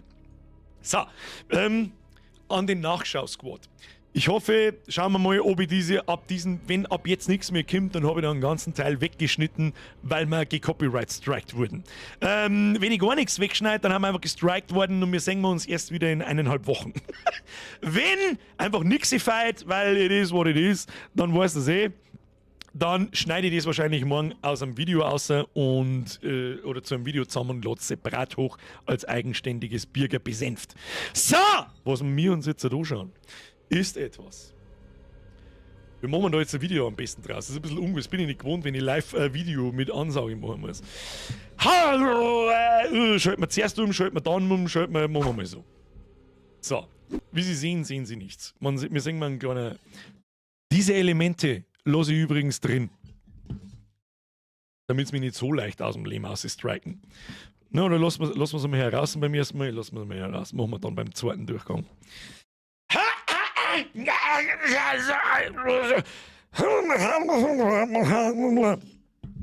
Habe die Ehre miteinander. Ich bin's, der Bürger. Eine weitere Runde Bürger besänft. Meine sehr verehrten Damen und Herren, wir sitzen gerade im Livestream herin, das ist mir aber scheißegal.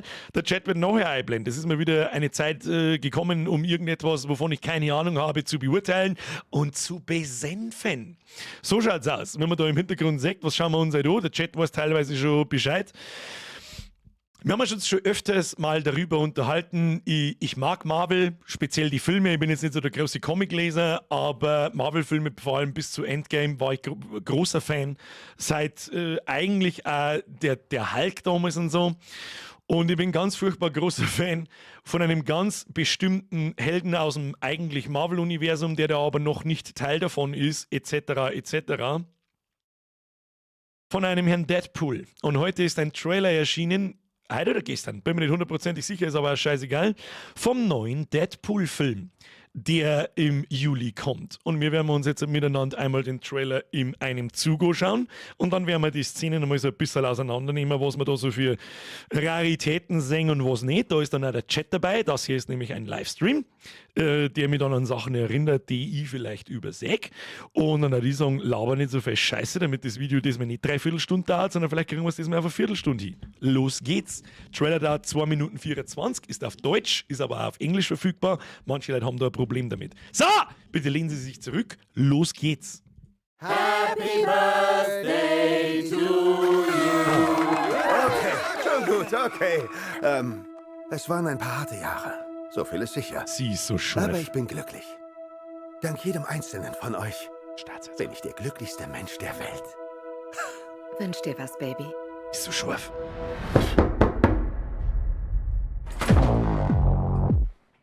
Wade Wilson?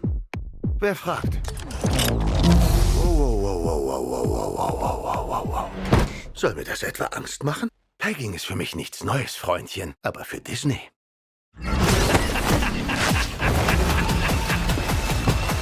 Es ist so gut. Mr. Wilson, Sie haben sich anscheinend eingenässt, als Sie bewusstlos waren. Ich war nicht bewusstlos. Wer sind Sie? Und warum bin ich hier? Kommen Sie mit. Dumme Scheiße, genau. Unbezahlbar. Unbezahlbar. Wait. Sie sind etwas Besonderes. Das ist Ihre Chance, ein Held unter Helden zu sein. Jetzt wird's wichtig. Ich rieche, was Sie hier reintreten, Sensei. The time has Ihr come! kleines Cinematic Universe wird sich für immer verändern. Ich bin der Messias. Ja, ich bin Marvel Jesus.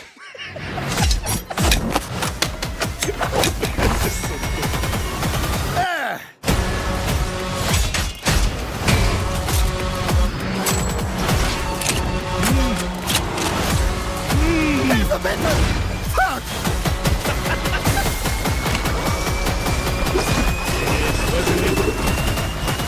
Gott, wie ich das liebe! Stopp!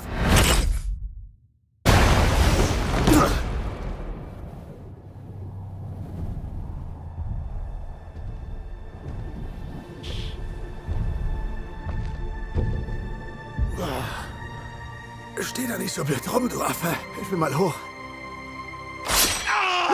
Ich schaff's allein, vielen Dank! Oh mein Gott.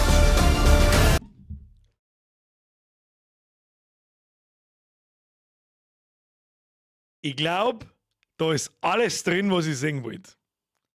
Und der Dampfexpress schreibt genau das Richtige. Ist das etwa eventuell mal nach langer Zeit wieder mal ein guter Marvel-Film? Da haben so viel gute Stellen drin. Pegging ist für mich nichts Neues. Aber für Disney. Also, ich weiß jetzt nicht, ob ich erklären kann, da herin, was Pegging ist. Das muss ja jeder schnell selber googeln. Aber das hat mit Stäben in Körperöffnungen zu tun. Und man hat ja vorher schon von hinten einen Wolverine sitzen sehen und das ist halt. Und es macht so, ja, da gehen wir jetzt gleich mal durch. Erster Eindruck, heilige Scheiße, hab ich Bock auf den Film. Zweiter Eindruck, fuck, ist sei alte scharf. Dritte Frage, ist sie nicht gestorben im zweiten Teil? Was tut sie da jetzt wieder? Spielt es eventuell vor die anderen 2 Teile? Oder hat er sie zurückgeholt mit der Zeitmaschine vom Cable? Kann ich mich nicht mehr erinnern. Egal. Aber das, was der Billinger schreibt, Pegging, ist eine in Arsch. Sollen wir das etwa Angst machen? Das ist. Also, was an Deadpool auszeichnet. Permanent blöd daherin. Also absolut prädestiniert für den typischen Marvel-Humor. Bloß in erwachsen, anreidig, kreislig und vor allem brutal. Das ist ganz wichtig beim Deadpool, dass da Körperteile rumfliegen und ein bisschen Blut spritzt und so weiter. Was eigentlich neu ist für Disney, muss man ganz ehrlich sagen. Und nicht das Pegging, ja, wobei das wahrscheinlich auch. Und ja, einfach der lockere Umgang mit diesem Superhelden, der irgendwie alles darf, was die anderen nicht dürfen. Du wirst einen Captain America nicht sehen, wie er irgendwelche Leute beleidigt oder sonst irgendwas. Ja, das tut noch nicht einmal, das tut auch kein Iron Man, der macht es auf eine andere Art. Und der Deadpool rettet einfach Blätter her und ich liebe ihn. Also ich liebe ihn, den muss man mögen. Was wir wie jedes Mal machen, wir lassen den Trailer jetzt nochmal durchlaufen. Ich habe versucht, diesmal ein bisschen leiser zu sein, wenn irgendwas passiert, während der Trailer durchläuft. Ich hoffe, das war genehm so und ich habe nicht doch nochmal dazwischen ein paar zu viel. Da ich sagen, fangen wir von vorne an und schauen wir, ob wir irgendwelche Easter Eggs entdecken. Peg ist die alte von El Bandi, das stimmt. Ich habe übrigens auch nochmal überlegen müssen, was genau fucking hell, was ist Pegging.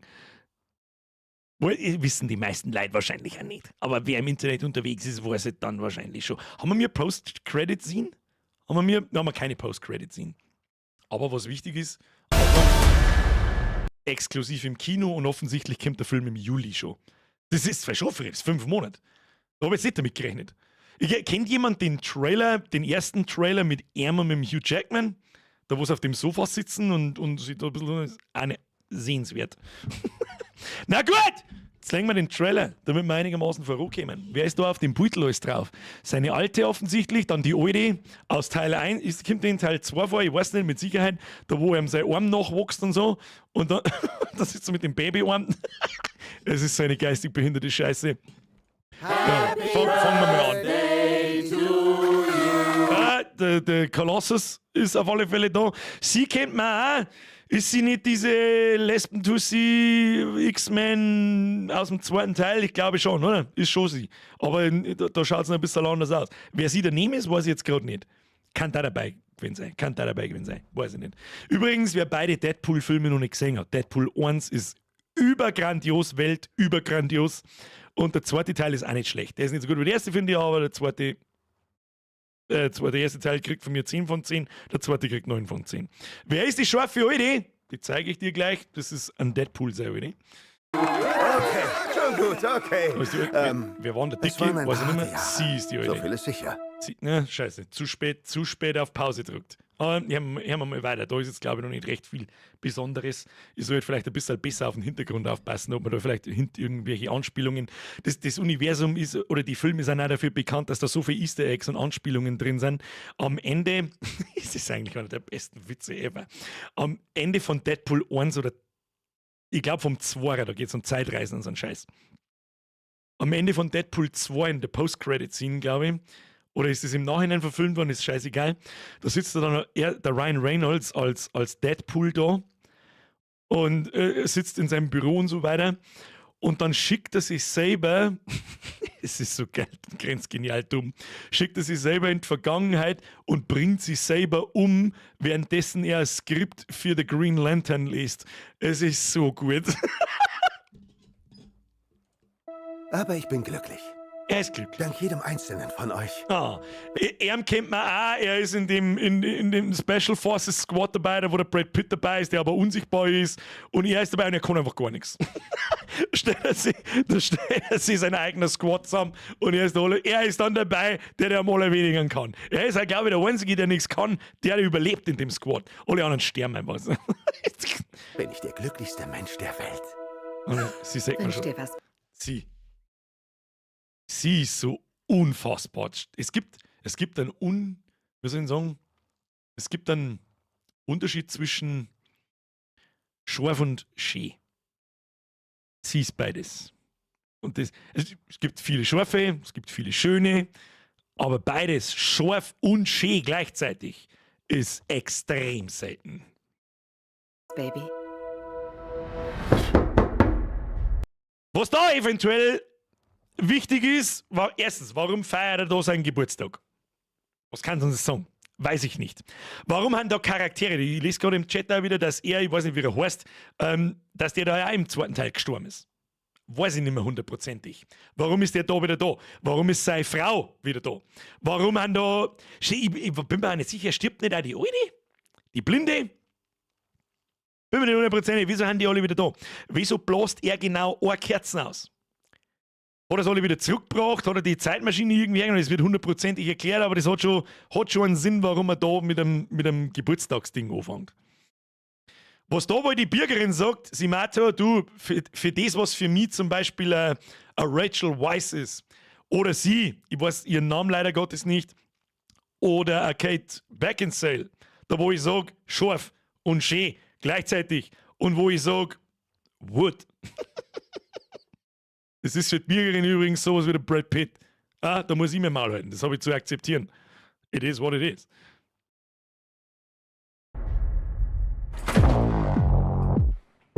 Wade Wilson? Super geile Wer Szene. fragt? Super awesome. Wow. Soll mir das etwa Angst machen? Pegging ist für mich nichts Neues, Freundchen, aber für Disney.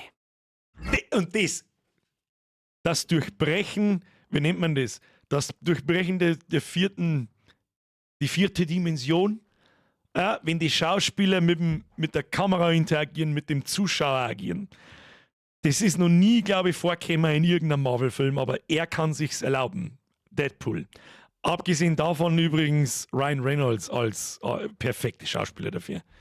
Der Fourth Wall, richtig. Die vierte Wand, die vierte Dimension, die vierte Wand.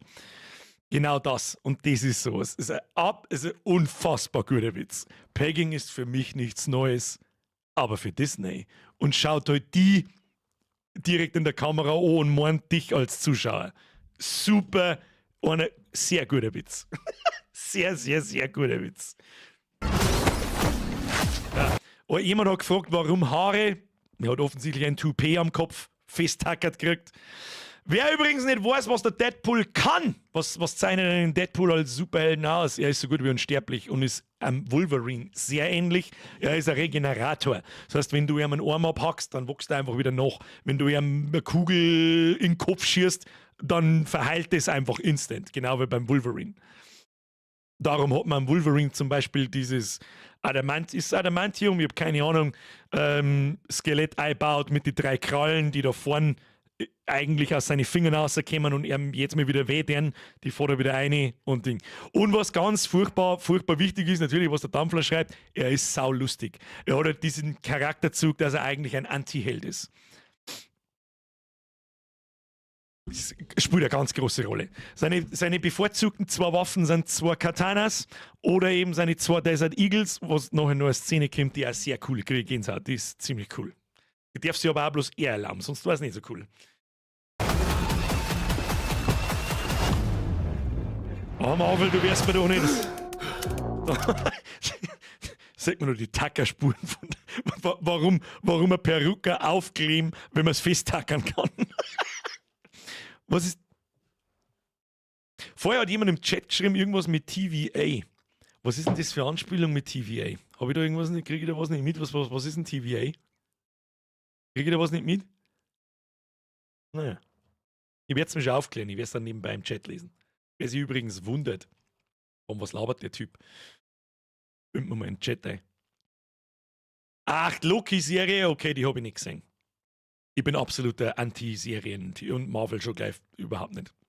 Wobei Loki nicht schlecht sei. So, ja, aber auch die einzige Loki-Serie sei, die von Marvel nicht so wirklich schlecht ist. TVA war in der Loki-Serie. Was ist das? Time Variance Authority. Hat das was mit Zeitreisen zu tun, dieses TVA? Schau, Loki, na, weißt was TVA ist. Okay. Also die Serie mit dem Loki. Loki-Serie, du musst noch machen. TVA ist von der Loki-Serie, beste Serie, wirklich super. Die ist aber gut, Loki musst. Ja, habe ich schon verstanden. Gut, dann weiß ich mit was ich. Ja, gut, heute wahrscheinlich nicht mehr anfangen, aber demnächst anfangen. Okay, habt's mich überzeugt. Jetzt mal. Aber da kommt das Wort Time drin vor. Was heißt Variance Authority? Also hat's was mit Zeitreisen zum tun. Und eventuell hat er seine ganzen Freunde da zurückgebracht aus, was weiß ich nicht, die sind ja gestorben teilweise. Und jetzt kommt TVA, Time, bla bla bla, irgendwas und holt ihn. Kann das so da die richtige Richtung des Plots sein? We will see. Mr. Wilson, Sie haben sich anscheinend eingenässt, als Sie bewusstlos waren. Ich war nicht bewusstlos. Wer sind Sie? Diese subtilen Sprecherl. Sie haben sich offensichtlich eingenässt, während sie bewusstlos waren. Ich war nicht bewusstlos. Es ist so gut. Es ist so gut. Und warum bin ich hier? Kommen Sie mit. Wait. Also er ist bei der TVA, na gut, das ist jetzt natürlich extrem dumm, dass ich Loki-Serie nicht gesehen habe und nicht weiß, was die TVA genau ist, sonst kann ich da eventuell ein paar mehr Schlussfolgerungen rausziehen, aber die Leute im Chat schreiben schon so Dinge wie Varianten im Multiversum und so. Und dass das MCU in den letzten Filmen ja sehr viele Ausflüge ins Multiversum gemacht hat mit fast jedem Film, also das ist ja bloß nur ein Clusterfuck an verschiedene Versen. Der letzte, den ich für gut befunden habe, war No Way Home, der dritte Teil des neuen aufgesetzten Spider-Mans, den ich gut gefunden habe. Der ganze Rest war eine peinliche Scheiße, wie der vierte Tor und der Marvels habe ich gar nicht mehr angeschaut, weil ich mir gedacht habe, komm, hau mir ab. Wie heißt du sollst fliegen, ja wie denn? Ja, nimm einfach schwarze Mädchen-Magie. Was? Kriegt eigentlich irgendjemand Geld dafür, dass er seine Scheiße schreibt? Keine Ahnung. Und TVA ist offensichtlich so, da sprengen jetzt irgendwie die Zeitpolizei, die sich halt darum kümmert, dass in die Multiversen nicht irgendein Bullshit passiert. Und jetzt wird er geholt und dann geht's weiter. Okay, kann man schon ungefähr vorstellen, was es ist. Sie sind etwas Besonderes. Das ist Ihre Chance, ein Held unter Helden zu sein. Das ist jetzt ein wichtiger Hinweis. Da steht vorher toten TVA. Und dann haben wir da, das ist 2008, Iron Man. Oder? Wir schauen uns jetzt ganz speziell alle drei Bildschirme an. Vielleicht sehen wir an die unteren Bildschirme auch irgendwas. Nein, da erkenne ich jetzt auf Anhieb nichts, ob das aus irgendeinem Marvel-Film ist. Außer, warte mal, da sagt man ein bisschen was, das kann der Vision sein. Da unten könnte der Vision sein. Oder ist er selber in einem Anzug? Ist der Deadpool in einem Anzug? Weiß ich nicht, kann ich nicht sagen. Da unten. Aber, Achtung! Ja, das ist diese schnell zusammengeschnittene Scheiße. Oh, ja, ich weiß nicht, ob es Iron Man 1 ist. Kann der Iron Man 2 sein, kann aber auch Avengers sein. Das ist auf alle Fälle Avengers, der erste Teil. Und ganz rechts, wo der Thor seine Augen verliert. Was, Ragnarök? Der dritte Torteil? Ich glaube schon. Han beide spielt nicht beide, sagen wir mal, das beides sind, die ersten zwei sind nur Avengers 1. Rechts ist Thor Ragnarök, also der dritte Torteil. Die spielen nicht zur selben Zeit. Tor 3 ist, glaube ich, ein ganz Stückerl noch. Ist das vor oder nach Avengers? Ich glaube noch. Kann da irgendeine Bedeutung haben? Kann ich nicht sagen. Aber hat mit Sicherheit eine, hundertprozentig. Und warum genau Avengers 1? Da war für mich so ein bisschen der Peak des Marvel-Universums. Da, wo es richtig angefangen hat mit in Richtung Endgame. Ich rieche, was Sie hier reintreten, Oh, Sensei. da hat man auch noch ein bisschen was gesehen. Ihr kleines Cinematic. Captain America etc. Und jetzt kommt, Achtung, passen wir jetzt nochmal genau auf, was da gesagt wird. Er redet nämlich wirklich vom Cinematic, vom Marvel Cinematic. Lass mich, aber Achtung. Ihr kleines Cinematic Universe wird sich für immer verändern. er redet halt wieder, das ist ja eigentlich wieder der Durchbruch der 4. Wand, er redet von dem Cinematic Universe. Das heißt im Prinzip heute in dieses Multiversum uns vielleicht und wurschtelt da irgendwas umeinander oder ändert sich was oder keine Ahnung. Da bin ich mir fast sicher. Wieso sagt er das? Wieso redet er explizit über im Marvel-Universum existiert ja das Cinematic nicht. Aber bei ihm, warum? Sie hereintreten, Sensei. Ihr kleines Cinematic Universe wird sich für immer verändern. Da, Wolverine. Ich bin der Messias. Ja, ich bin Marvel Jesus. Das ist arg, das ist arg. Alles, was man da in den kurzen Jump-Cuts sagt, alles ist so typisch Deadpool. Es ist eine super cool gemachte Szene mit den Jump-Cuts, wo er sich herrichtet, Gürtel zu, zeig. Und mittendrin klopft er sich mit der Hand am Arsch. Warum? Also, warum nicht, besser gesagt. Und darum kann man das kann man nicht mengen. Es ist unmöglich, diesen eigentlich Anti-Helden nicht lustig und gut zu finden. Das geht nicht. Das ist so dumm. Und nur mal in den Schritt eingelangt. Ja, ganz wichtig. Oh. Phase 1. Unfassbar wichtig. Brutalität. Blutspritzen. Das sechst du normal in einem Marvel-Film nicht. Ganz extrem selten. Außer es sind irgendwelche Alien-Viecher und so weiter. Aber dass er da Leid umbringt, also wirklich killt, das ist auch was er auszeichnet. Unfassbar wichtig. Ja, ich hoffe sehr, dass Disney das Ganze nicht weichspült. Das heißt, dass der Gewaltgrad nachlässt, drastisch nachlässt. Da stirbt jetzt keiner, wenn jetzt da weniger Gewalt drin ist, aber ich bin zum Beispiel Fan von so Gore-Scheiß. Darum finde ich es nur geil, wenn das in sowas drin ist. Dort sollte man sich nicht zurückhalten. Und das, was da jetzt gleich kommt, die eine Szene, wenn er seine Magazine fängt, da kriege ich Gänsehaut. Super geil gemacht. Achtung, das da. Und dann als Nachladen, indem er beide Schlitten sie da herdrückt, macht so und fängt zu ballern an. Nur geil.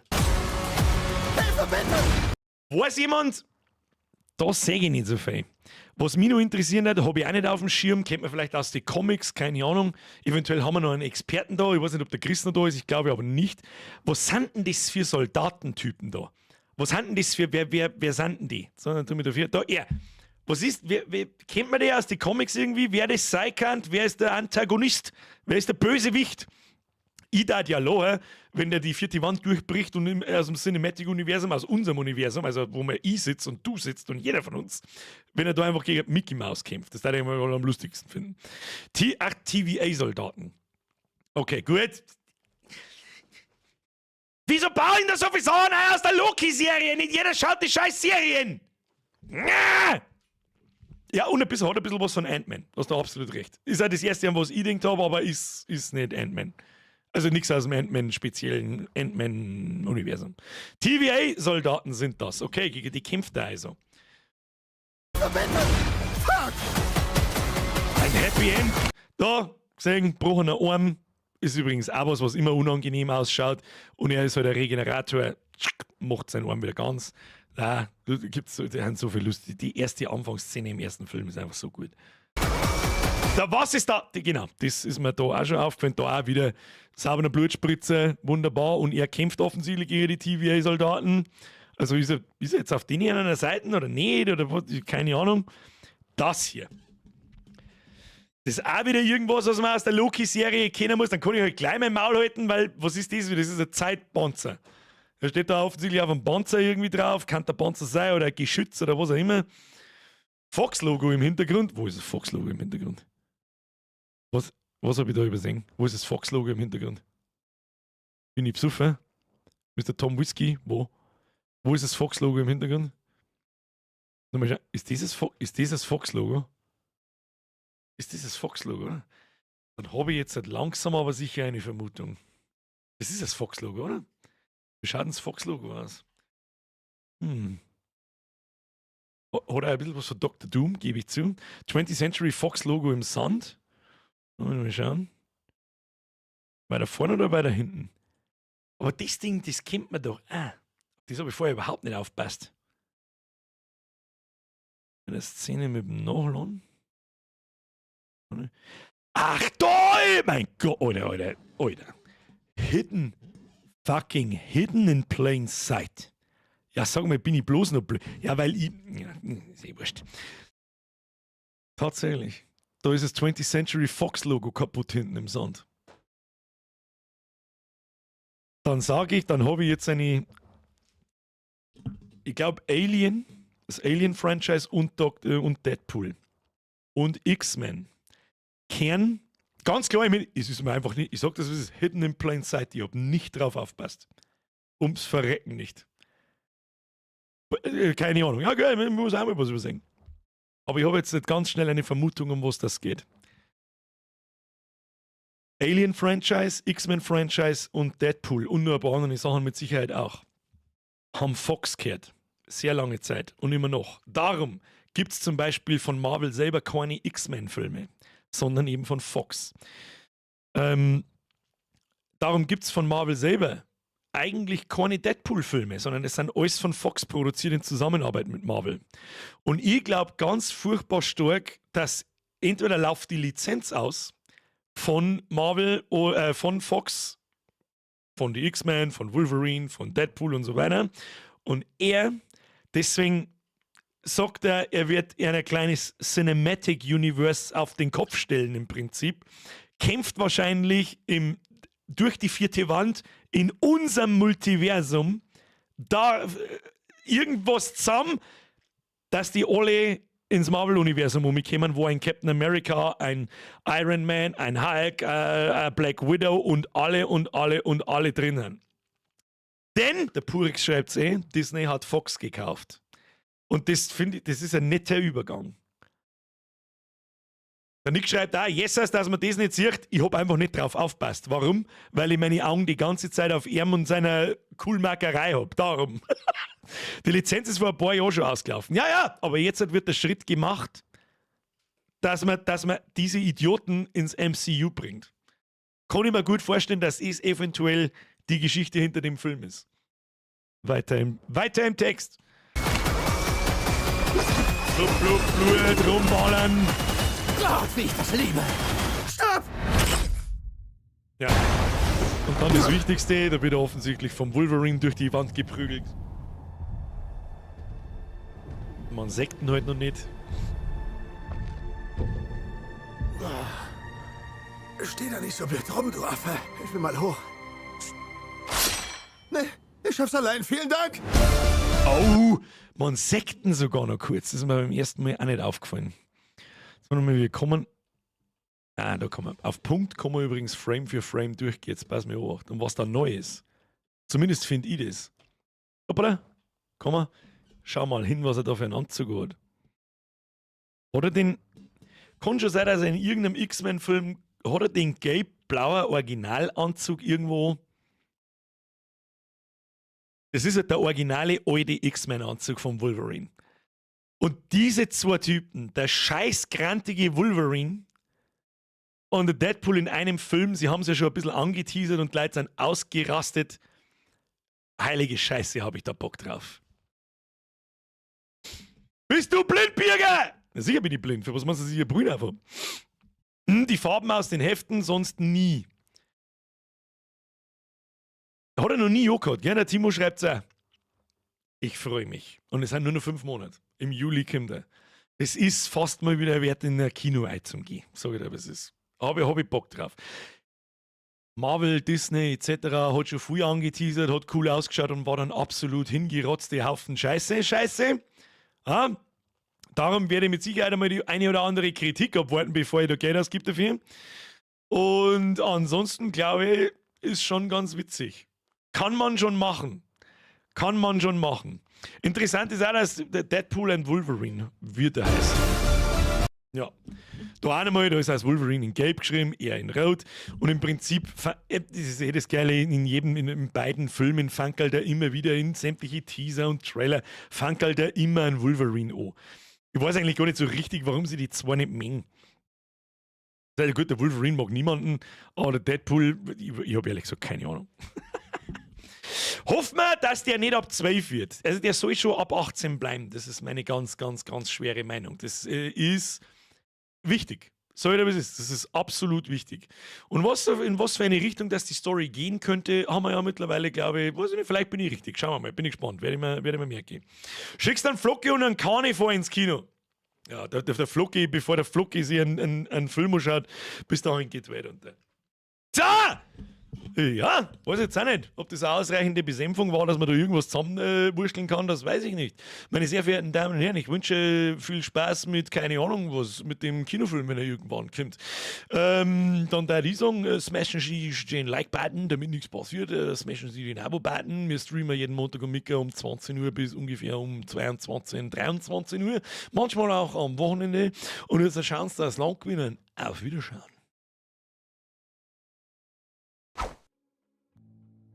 So, das war eine Abmoderation mitten unter dem Stream. Das ist ein bisschen seltsam, aber kann man mal machen. Ob ich da ein Video draus schnipselt und das extra auflade, weiß ich noch nicht. Wir werden sehen. Wenn nicht, dann schöne Grüße an den Nachschausquote, der sich das im Nachhinein anschaut. So, zum Glück bin ich 32. Zum Glück bin ich nicht älter.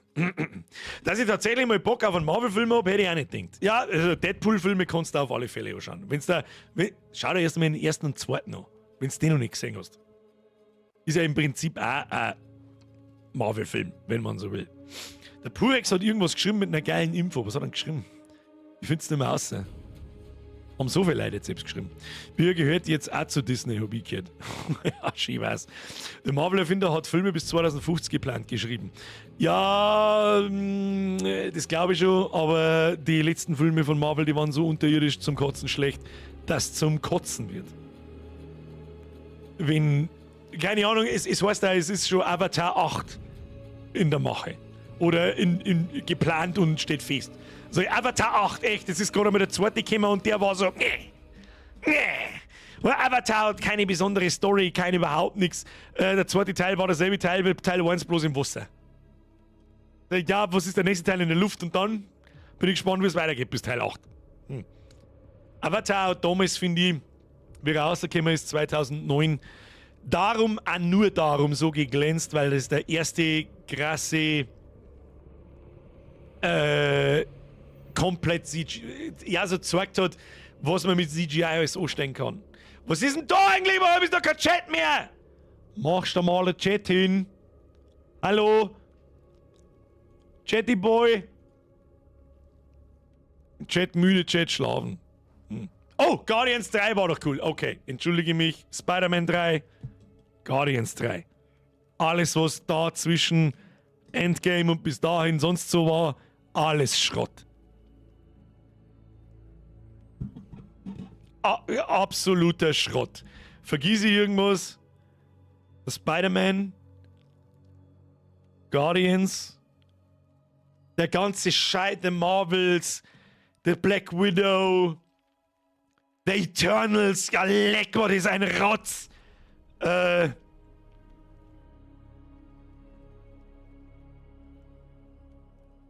Sonst fällt mir schon gar nichts mehr ein. Ja, der Tor 4, oh. Der Ant-Man und the Wasp, ah. Doctor Strange and the Multiverse of Madness.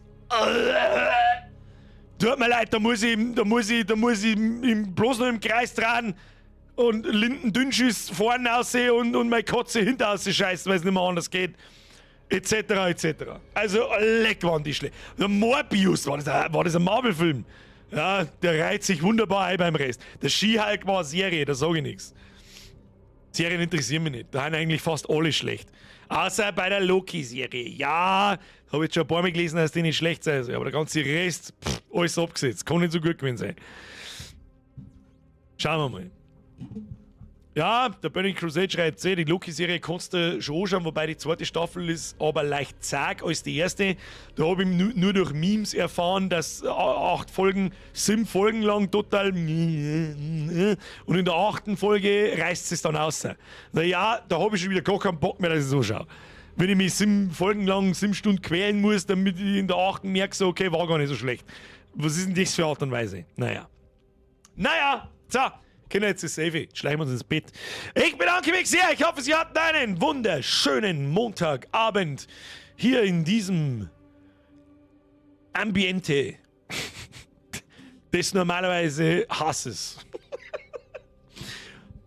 Schleichen Sie sich ins Bett. Vielen Dank fürs Zuschauen. Like nicht vergessen, furchtbar wichtig. Glocken aktivieren, Abo da lassen. Schöne Grüße an den Nachschau-Squad.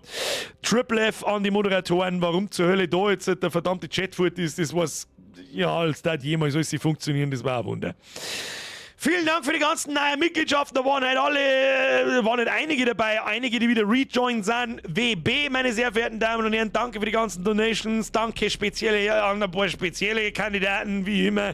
Kuss auf die Nuss, danke an die Moderatoren, Triple F in den Chat, was wir schon lange nicht mehr da haben. Schleicht euch. Hobby!